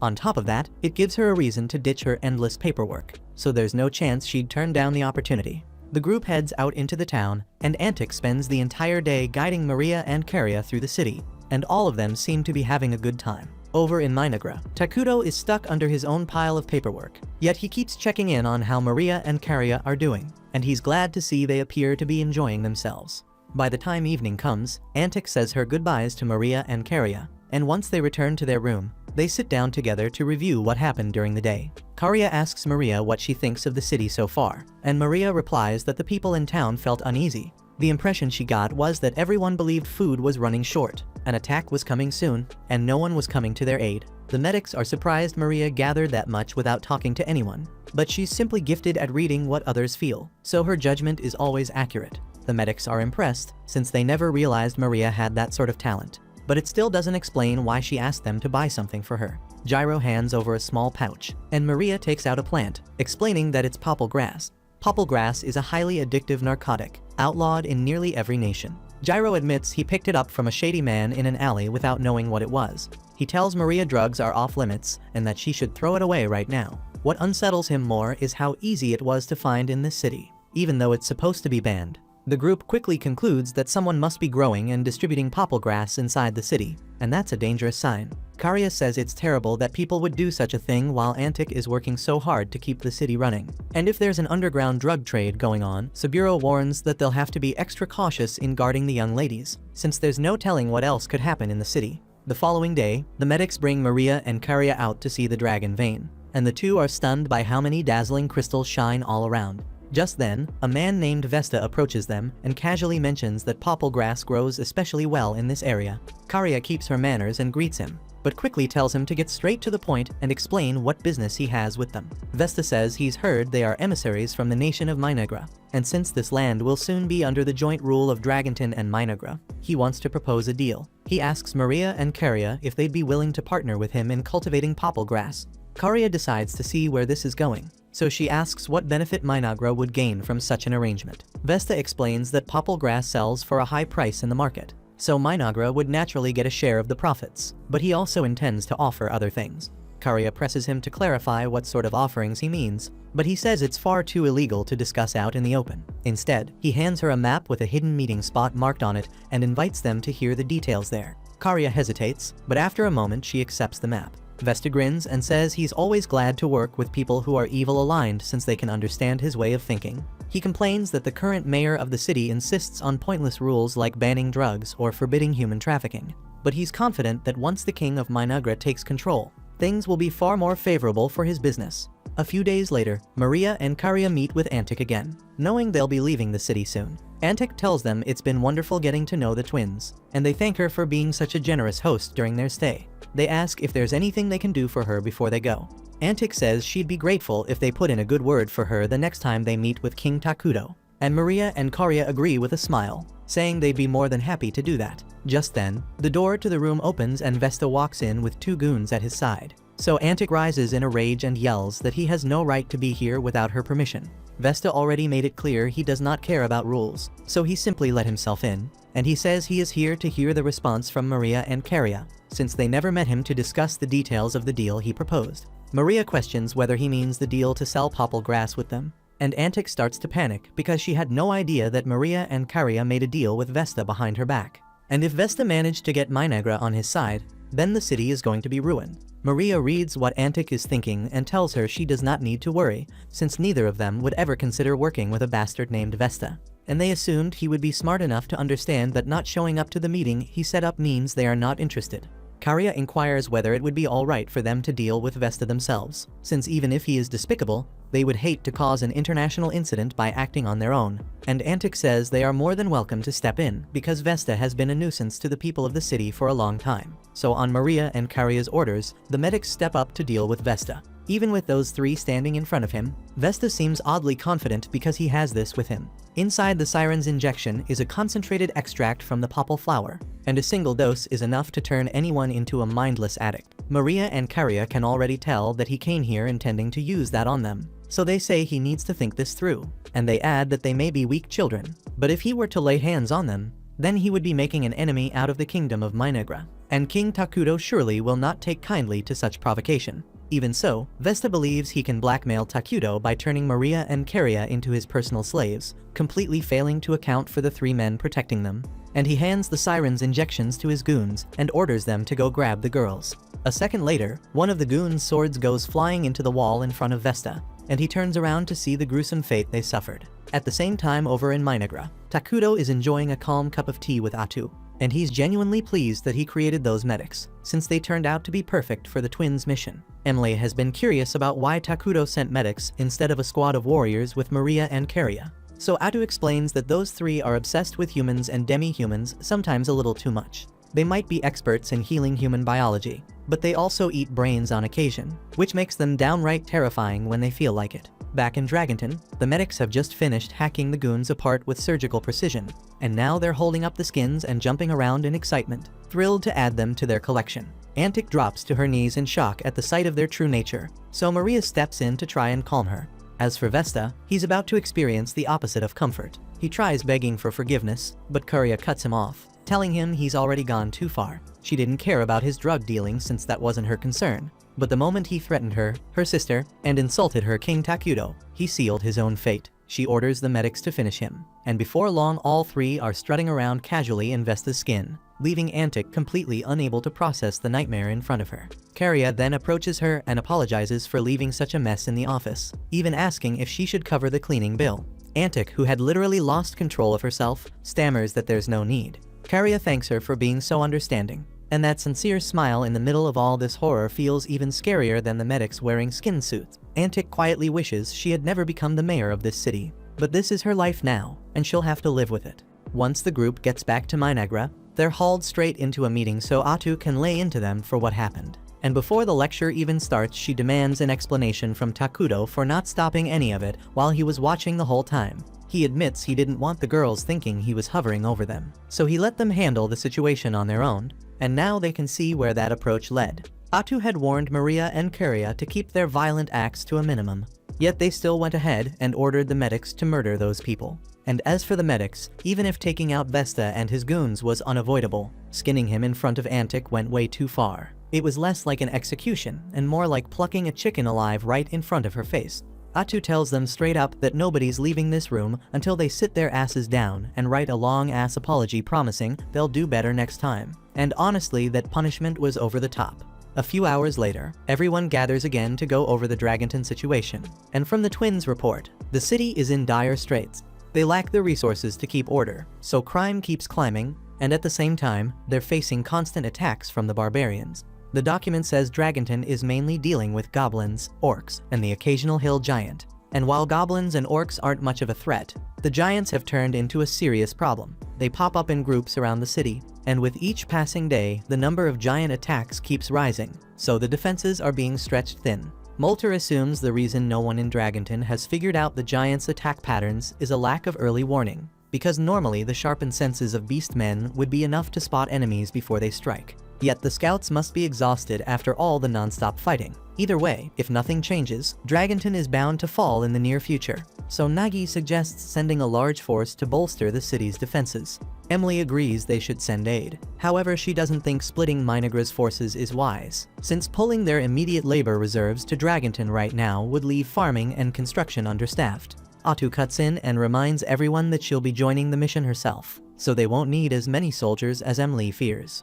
The others are a bit shocked to hear that, but when they think about Atu's knack for stealing skills, it does make sense she'd want to be out there. While she's gone, someone has to handle her mountain of paperwork, so Molter offers to cover the admin side. Nagy chimes in saying he'll handle national defense, but the second Emily hears that, she looks uneasy. Up till now, Minagra's defense has leaned almost entirely on Atu's presence, and no disrespect. But Nagy on his own ain't protecting shit if something serious comes knocking. Nagy knows she isn't wrong, but Takudo already had a counter ready. He tells the group he'll soon be creating the hero Ayla, and she'll become the backbone of their defense while Atu's away. Molter calls it perfect timing since they've already stockpiled all the materials Takudo asked for, and the others praise him for being such a forward thinker. Truth is, it's just dumb luck Takudo never expected Ayla would be needed this soon. But hey, letting them believe he's some master strategist isn't bad for his image.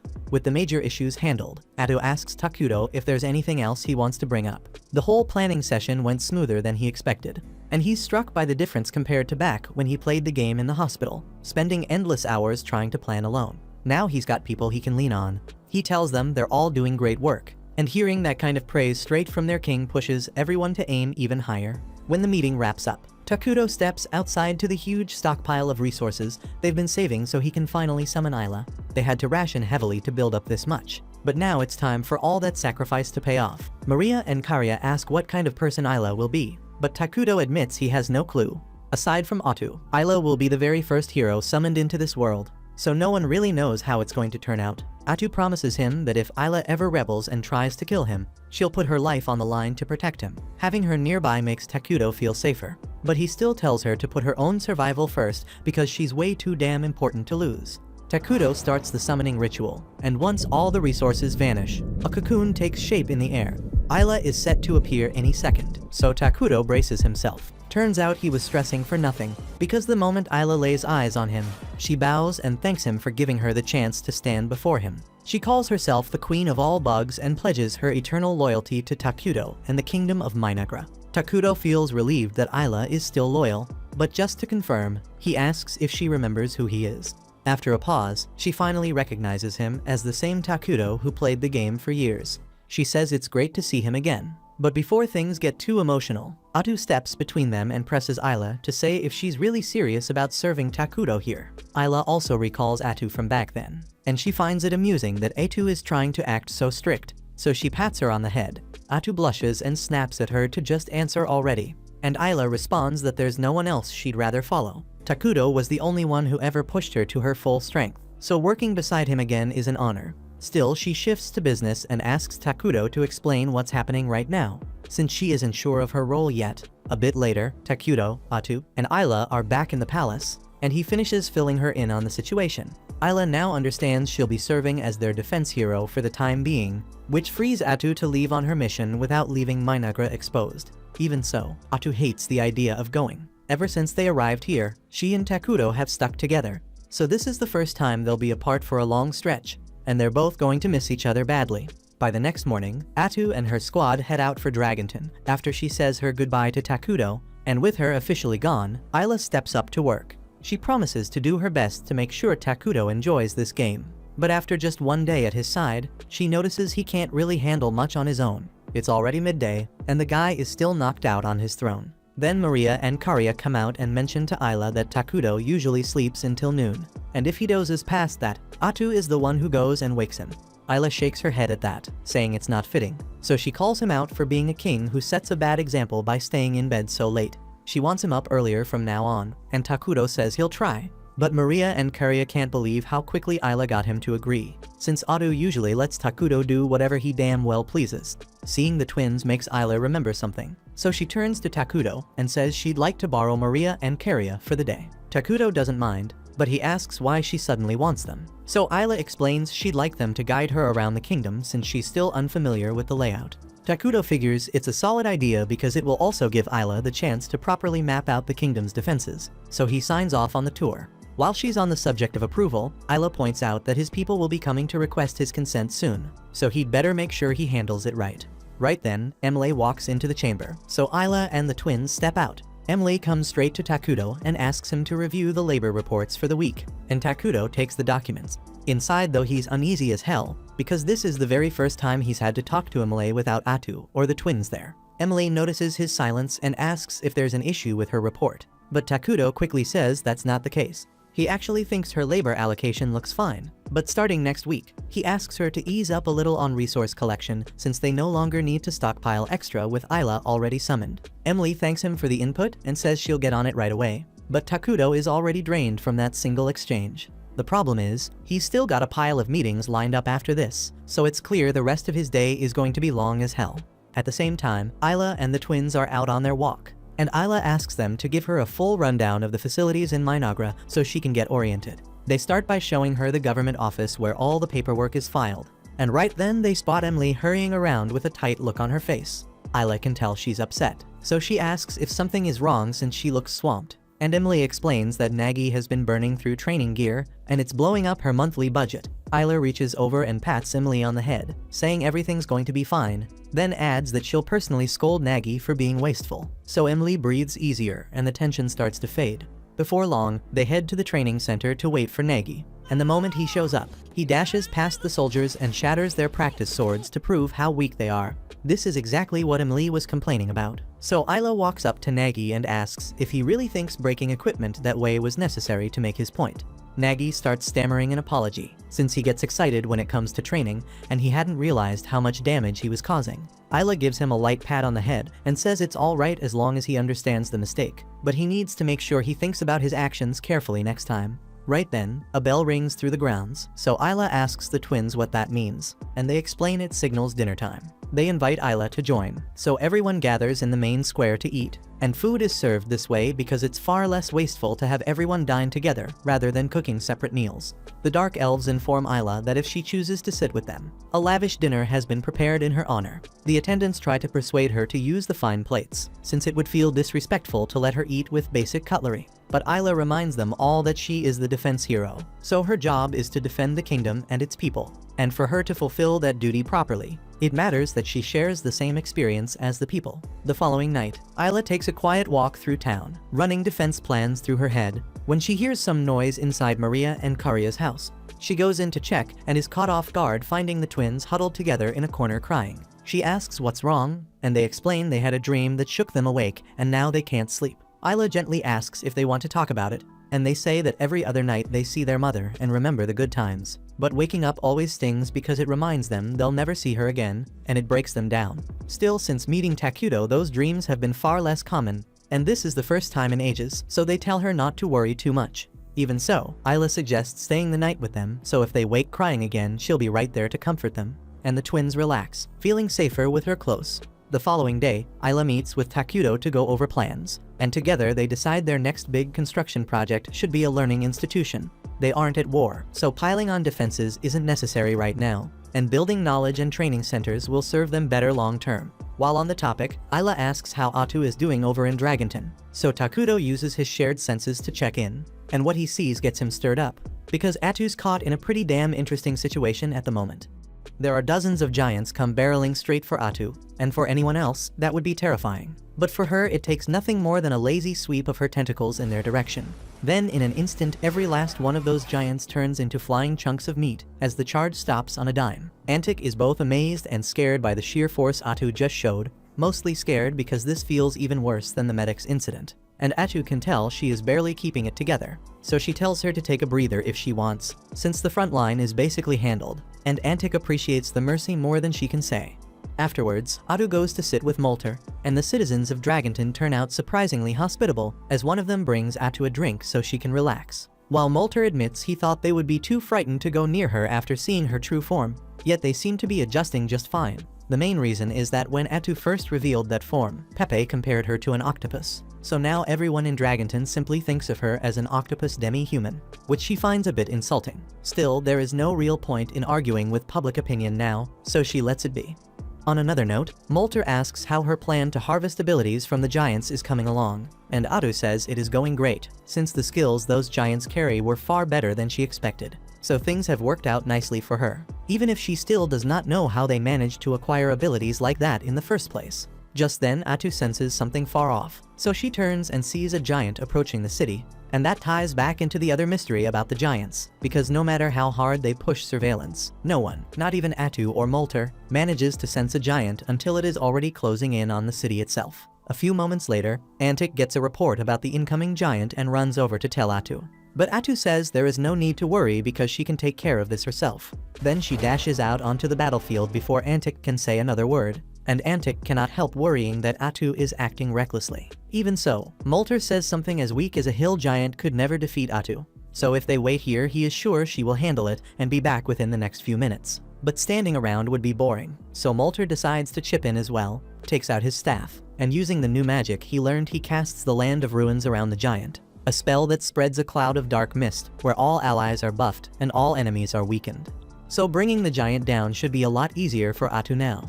Atu takes the backup without wasting a second, pulls out her sword, and channels the holy sword arts she stole, cutting the giant cleanly in half in one motion. For her, that kind of fight is nothing unusual, so she's about to withdraw. But right then she spots something odd as the giant's body vanishes and a pile of gold coins drops where it stood.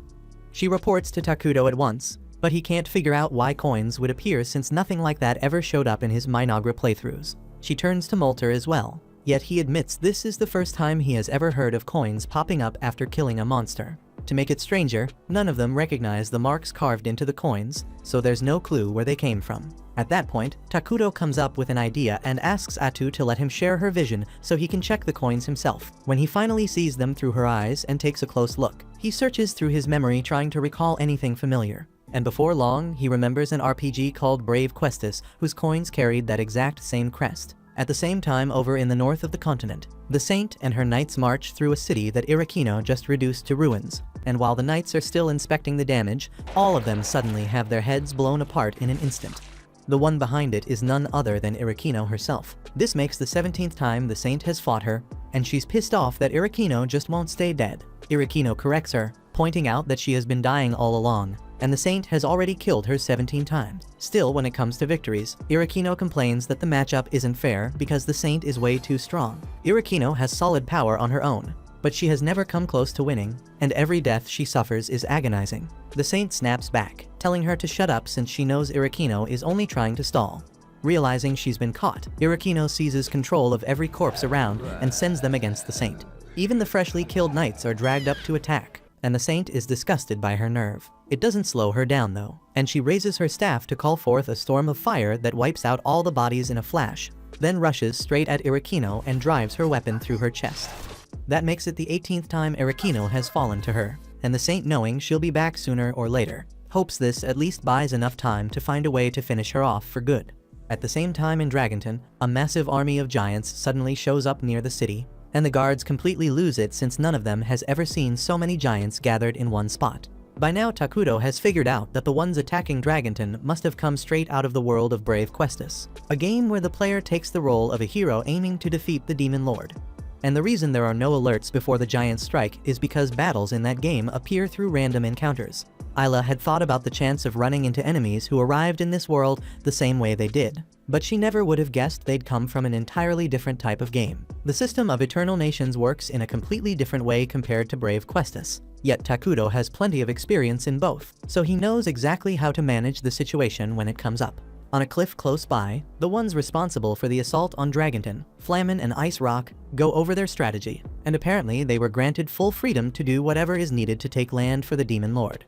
They caught a lucky break because once they were summoned here, the goblins and giants immediately swore loyalty to their demon army, giving them more than enough soldiers to take over this world.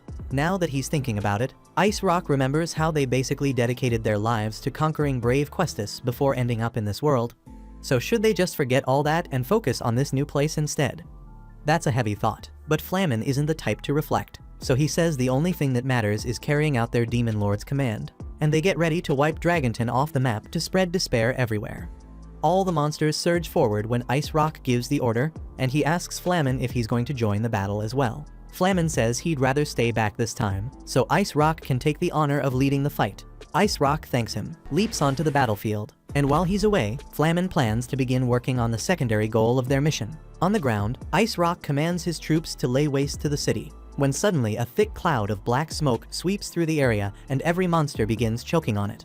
Ice Rock and his assistant mage are stunned since they've never witnessed a spell like this before. But seeing how all the neutral monsters are struggling while the evil-aligned demons like Ice Rock and the assistant are actually empowered, the mage concludes that this has to be a support spell designed specifically to strengthen evil-aligned fighters.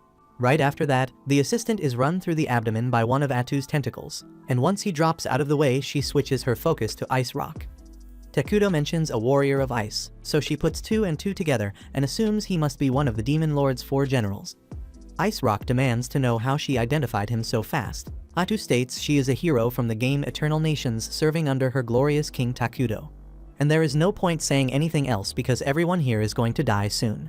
Back at the city walls, Antic rallies the soldiers and orders a volley, telling them to loose arrows at the oncoming horde. The result looks pathetic, so she pivots immediately and commands a full evacuation of the citizens because they are abandoning the city. Right then, Molter arrives and finds it amusing that Antic is planning to run, but she insists it is the only choice left. For the moment, Molter's spell has slowed the enemy advance, yet that effect will not last, and once the army reaches the walls, there is no realistic way for them to hold the line. Molter gets why Antic is shaken, but he tells her there is nothing to fear because Atu is already out on the field.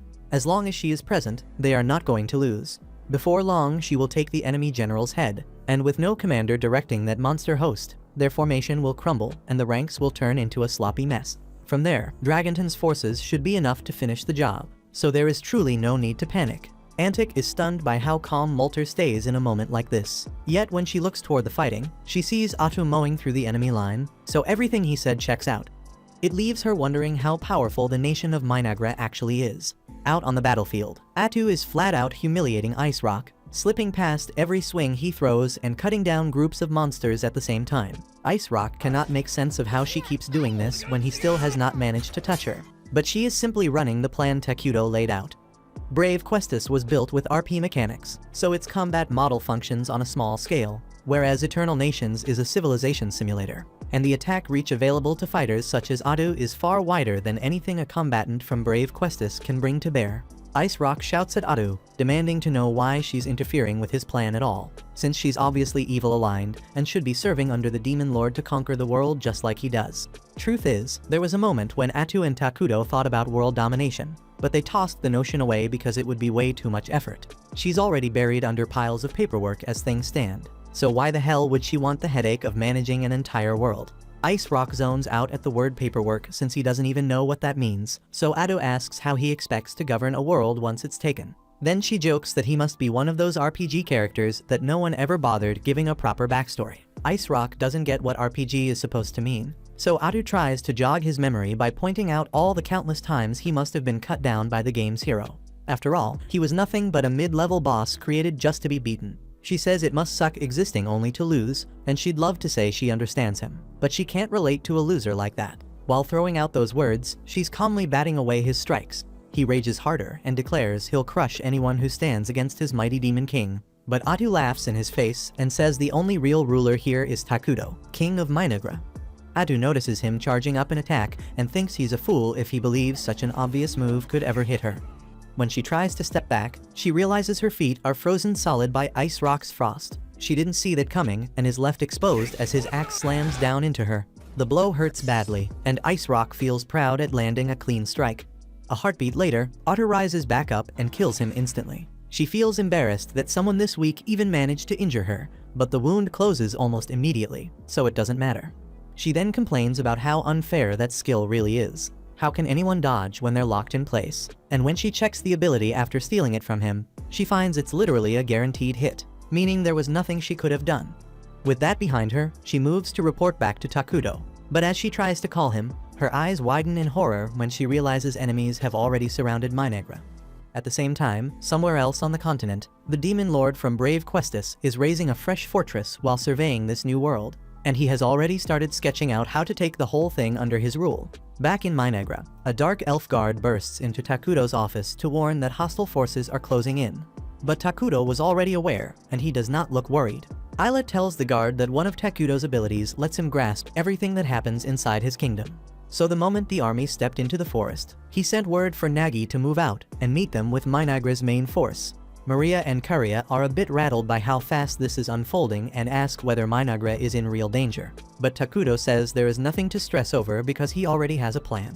Isla voices a concern that the Demon Lord leading the host could be another player the way Takudo is, yet Takudo honestly does not care at this point. He would normally push for a peaceful resolution, but Atu already cut down one of the Demon Lord's 4 generals, and they chose to march on his kingdom directly. so he has no intention of showing mercy. Right now he has Isla, Nagi, and the Dark Elf warriors, plus medics with healing skills, and the larva Isla created for construction work. So holding the line against the invaders should not be a problem. A few moments later, a message from Emle comes in confirming she has evacuated all citizens who will not be fighting, and Takuto is relieved to hear it since that lowers the risk of civilian losses. After that, Nagi checks in from the front and gives his count of the enemy. And from what he can see, there are roughly 1,000 of them, orcs and goblins among them, along with some particularly chopped creatures he has never encountered before. Takuto thanks him for the report and asks him to stay locked on protecting the capital for now. 1,000 enemy troops is more than Takuto expected, and it is likely that one of the 4 generals is present as well. So this is shaping up to be a hard fight. Fortunately, they have a solid stockpile of resources to draw on. And since Takuto knows the ins and outs of the brave Questus world, that gives them an edge. Isla asks if that means he plans to spend those resources on producing new troops for the coming clash. But to her surprise, Takuto says he is investing all of it into her instead. He tells her to level as far as she can and pick up the predation and parasitic egg skills. And once she has those under her belt, she should have no trouble tearing through the enemy army. At that point, Takuto says he has a rough read on how strong the 4 generals are after watching Atu's clash with the Ice General. So with Isla leveled up the way she is now, she should not have trouble even if one of them shows up. Isla is honored by the trust he is putting in her and swears she will meet his expectations. Then she gets ready to fly out and meet the enemy head-on. Before she lifts off, Takuto warns her to stay sharp, because the game system hides plenty of unfair moves, and getting caught by one could be fatal. Isla recalls hearing that something along those lines hit Atu, so she promises to be extra careful once blades are drawn. That covers what Takuto wanted to say. So she offers a quick goodbye to the twins and the civilians, feels the wind gather under her feet, and then she climbs into the sky. Over in the deep forest, a contingent of fire demon soldiers marches toward Minagra, and the knight mutters that he does not get why Flamen told them to break away from Ice Rock's company to invade a creepy place such as this. The mage answers that he thinks Flamen might have ordered this push without the Demon Lord's approval, and there is a real chance he plans to betray the Demon Lord soon. The knight is stunned and asks what would drive Flamen to do that, so the mage explains that for the rest of them, they simply appeared in this new world all at once, while for Flamen and the Demon Lord the circumstances were different. He is about to spell it out when the squad hears something drawing closer, so they pivot toward the sound and spot an orc scout sent to check the forest. Even so, something about the poor thing is off, so they order the orc to keep its distance. When it staggers into clearer view, they see its body covered head to toe in pulsating welts, and the orc begs for help because there are things crawling and messing around inside him, and he has no clue what the hell is going on. Even so, it was already too late for it, because a moment later, hundreds of Isla's larvae pop out from every inch of the orc's skin and fly towards the fire soldiers. They all panic and start trying to fight off the bugs, but there are way too many of them to deal with here. So the mage orders everyone to retreat and regroup outside the forest. Even so, before they could escape, they heard a voice from the tree line calling them pathetic for retreating so soon. This pushes the soldiers into even deeper panic, so the knight and the mage shout for the attacker to reveal themselves. None of them expected a 10-foot mantis. As Isla steps out of the trees, she tells them that if they truly call themselves creatures of darkness, then their strikes ought to be far more thorough and ruthless, the way she is about to treat them now. And she makes that point in a voice that leaves no doubt. In plain terms, they never stood a chance, and a few minutes later, Isla is weighing whether it is even worth eating their corpses, since they do not look very nutritious. Right then, she senses a powerful presence drawing near, so she turns toward it and asks whether he plans to do anything about the soldiers she just cut down. Flamen never cared about them in the first place, not even a little. He introduces himself as one of the Demon Lord's 4 generals, and Isla feels a spark of excitement hearing the title, because the general walked straight to her and saved her the trouble of hunting him down. Flamen is surprised that Isla knew he would be here, and she explains that it is the natural conclusion. An army this large needs a strong hand to lead it, and once that hand is gone, the whole host is going to waver and scatter on its own, just as things played out with Ice Rock and Dragonton. Flamen is a bit taken aback to hear Ice Rock was beaten. Then he shrugs and says Ice Rock was always an idiot, so sooner or later it was bound to happen anyway. Isla cuts in and says it is not exactly decent to speak about your own allies that way. Flamen answers that he never liked Ice Rock anyway. He adds that Ice Rock was the weakest of the demon generals, while Flamen is several times stronger, so Isla would be wise not to assume she can put him down that easily. Isla finds his certainty funny, and Flamen doubles down, saying he is far stronger than she is, and after he is done murdering her, he will march over to drag her stupid king off the throne and take him out as well. Up to that point, Isla kept things casual, but the instant he smeared Takuto's name, the gloves came off and her eyes go cold. Flamen notices she is angry now, yet he believes it will not matter and that he will still win. He gathers power, kicks off the ground, and climbs into the air to collide with Isla as the fight finally begins for real. At the same time back in the city, the twins stand guard outside Takuto's office while he uses his power to survey the situation. From what he can tell, Isla has just started trading blows with Flamen, and he is not worried about her at all. They have already confirmed that strikes from Minagra's heroes hit far harder in real combat than anything from clown game mechanics. So it is only a matter of time before Isla wins, just as Atu did. At the same time to the south, Nagi and the elf warriors deploy in a defensive ring around the capital to stop any of Flamen's soldiers from slipping through, and Emily handles the civilian. Everything appears to be on track, yet Takuto cannot shake the sense that something is about to go very wrong. The twins notice the look on his face and ask what is wrong, but he cannot pin down the source of the unease. He asks them to consider any variables he might have missed, and they admit they have no idea what he means. Out on the battlefield, Flamen and Isla have been clashing for a few minutes now, and Flamen is honestly impressed since he had no idea the so-called freaks of this world were that strong. Hearing this skeleton-looking clown with a burning ass call her a freak ticks Isla off, so she sends a cloud of her larvae at him. They swarm and cling to his body, and normally that would be the end, but he pours on the flames, burns them to ash and breaks free. He jokes that it is not fair for Isla to be the only one summoning minions, then plants his arms at his sides and in moments, a pack of orcs and goblins materializes around him. Isla is taken aback because she did not know Flamen could summon as well. And the worst part is that he does it without spending any resources, which means he can repeat it whenever he wants. Curiosity gets the better of her, so she calls a timeout and says she has a question she wants answered. Flamen has no interest in talking and ignores her, hurling more fireballs that force Isla to block with fresh larvae. He sicks his new troops on her, so she turns parasites loose, infects the lot, and pushes him back long enough to carve out space. From there, she asks why he chose to strike at Minagra, since splitting off when he was supposed to be hammering Dragonton was not exactly a wise move. Flamen tells her that if her king has not told her the truth by now, then she ought to reconsider who she serves. But Isla has no clue what he is hinting at, and even if she did, it would not shake her loyalty to Takuto one bit. Flamen expected a line like that, yet hearing it out loud pisses him off. So he demands to know what she thinks her role is.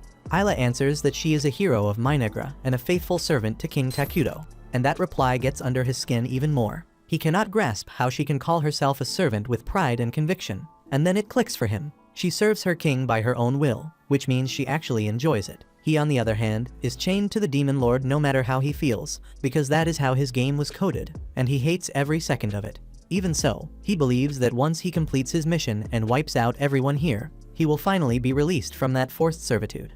As he says this, he cuts loose with his full power. Now that Isla understands he is chasing freedom, she feels a flicker of sympathy, not enough to matter. Flamen hunts her across the sky in a roaring torrent of fire and eventually lands a clean hit, and for a moment he thinks it is over. To his disappointment, Isla had wrapped herself in a cocoon before the blast, so she pops out and tells him he will need to try a lot harder than that if he wants a real win. Driven by frustration, Flamen starts rapid firing at her, but she slips past every shot until his mana finally runs dry and he is left wide open. Isla cuts him across the chest, and as the end closes in he remembers the strange being that spoke to him and the demon lord before they were summoned. That thing promised him freedom if he could destroy this entire world, yet he realizes a puppet like him could never pull off something that grand. Even so, that does not mean he is about to quit. Moments later, Isla splits Flamen in half and the fight is decided, so she reaches out to Takuto to report. All at once, the line drops, and Maria and Karia appear right in front of her. Isla has no idea what is happening, so she orders her larvae to shield the twins, and right then, Flamen's corpse begins to move again. Takuto can see everything unfolding over there, so he tries to reach them, only to get an error that the chat function is unavailable right now. This has never popped up before, and it sends him into a quiet panic. Isla is just as alarmed because she has already tried pinging everyone she can, yet no reply comes back. She then refuses to gamble with the girl's safety, so she scoops up Maria and Karia and takes to the air to get them out of harm's way. Still, after flying for a while, they somehow loop right back to the same spot as before, and the ground looks unchanged. Right then, Flamen starts laughing at how absurd the situation is and says there is no skipping allowed for this event. Isla reels at the sight of him speaking since she is convinced he died earlier, and when she goes in to hit him twice, he barely reacts to the damage.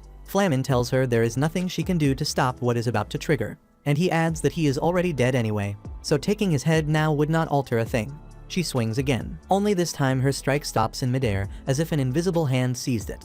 A heartbeat later, a message flashes across Takuto's heads-up display that says important characters are protected during cutscenes, and the pattern finally clicks for him. He rifles through his memory of the Brave Quest storyline, and it comes back to him that after you kill Flamen he pops back for a brief window, and blasts the entire party with an attack that cannot be dodged. Meanwhile, back on the battlefield, Ayla and the twins still have no idea what is coming for them. Even so, she keeps her voice steady and tells the girls to breathe because everything is going to be fine. Flamen laughs again and says he is moved by how much Ayla cares for the twins, yet she will not be able to keep that promise. Ayla drives at him in a flurry, striking again and again in the hope of ending him before he can touch the girls. Still, nothing she does has any effect. Flamen explains that he is technically already dead, so she would not be able to kill him even if the scenario were not shielding him. All at once, Ayla's body locks up, almost as if something outside her refuses to let her continue the assault. Flamen can see the fury in her eyes, and he tells her there is no reason to vent it on him since he is not the one steering any of this. He is being dragged through a shitty event the same way they are. He has been forced to play this part more times than he can count, and he hates it more than anyone else. Both Karia and Maria suddenly start walking toward Flamen for no clear reason. They do not know why, and they are not in control of their bodies. Ayla tries to keep them from getting too close, yet the moment she reaches for them, the event halts her, as if a hand outside the world has clamped everything in place. Flamen laughs at Ayla's attempt to fight the event. He says she finally understands what he has been living through for decades. No matter how hard she pushes or struggles, the outcome of an event does not bend, and she is going to stand here and watch her companions die right in front of her. Karia and Maria shake with fear and beg Ayla to help. They say they do not want to die, and Ayla fights the control with everything she has until the strain splits the skin at her joints and her limbs start to bleed. Still nothing gives. Flamen tells Ayla she is wasting her strength because he knows from experience that once an event locks in, there is no way to stop it. He calls Ayla a fool for believing she has been acting out of her own free will. He says people like her, Flamen, and even the Demon Lord are only pawns in a game.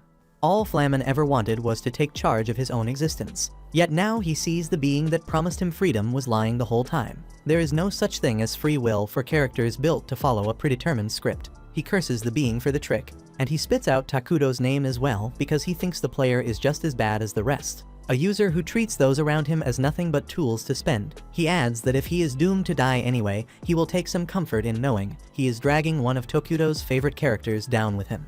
Ayla pleads with Flamen to wait. Still, he says there is nothing he can do to stop the cutscene.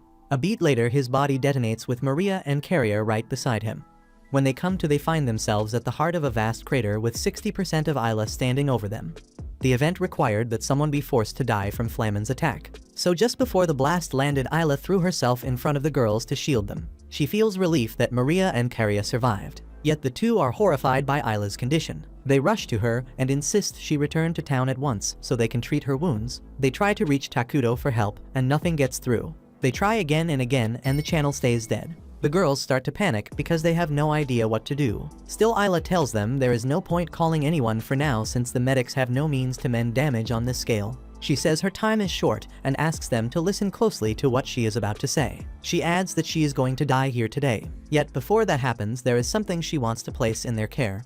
Maria and Karia blame themselves for getting caught in Flamen's blast and say this must be punishment for thinking they could live happy lives. Even so, Ayla assures them they did nothing wrong. She says this is her own failure for being too weak to survive the strike. Still, the twins cannot accept that. This is the second time a mother figure has died trying to save them, and they say they cannot keep going like this. So they ask Ayla to let them die with her since living on only to watch everyone they love end up dead feels pointless. Ayla asks them to focus because there is something she needs to hand over, and given that Maria and Karia were left traumatized after being forced to eat their mother's body, she knows what she is about to ask is twisted. Yet she pushes her hand into her chest and tears out her heart, then asks the twins to consume it and keep living for her sake. Karia and Maria break down in tears and refuse because they do not want to relive that horror. Still, Ayla explains she has a skill called Royal Succession, and by having them eat her heart, she can pass every one of her skills and abilities to them. She apologizes for failing to stay by their side the way she promised. Yet this is the limit of what she can do now, so she asks them to take her heart and live their lives to the fullest.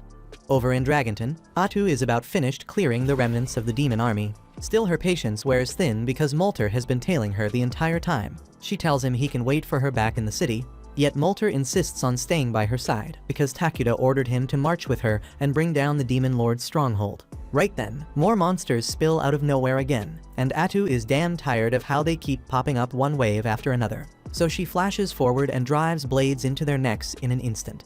A moment later, she receives a notification. But she cannot believe what she just read. And a damn raw scream rips out of her before she can stop it. Molter reads the danger in her face and warns everyone to get down if they want to live. After a few tense breaths, Atu reins herself in and apologizes for losing her composure. Molter says it is fine, then asks what could have pushed her that far. And Atu tells him plainly that Ayla has been killed. Back in Minagra, Takuto sits in shock over Ayla's death. He knew about Flammen's famous scripted event. Still, he did not think it would carry over into this world.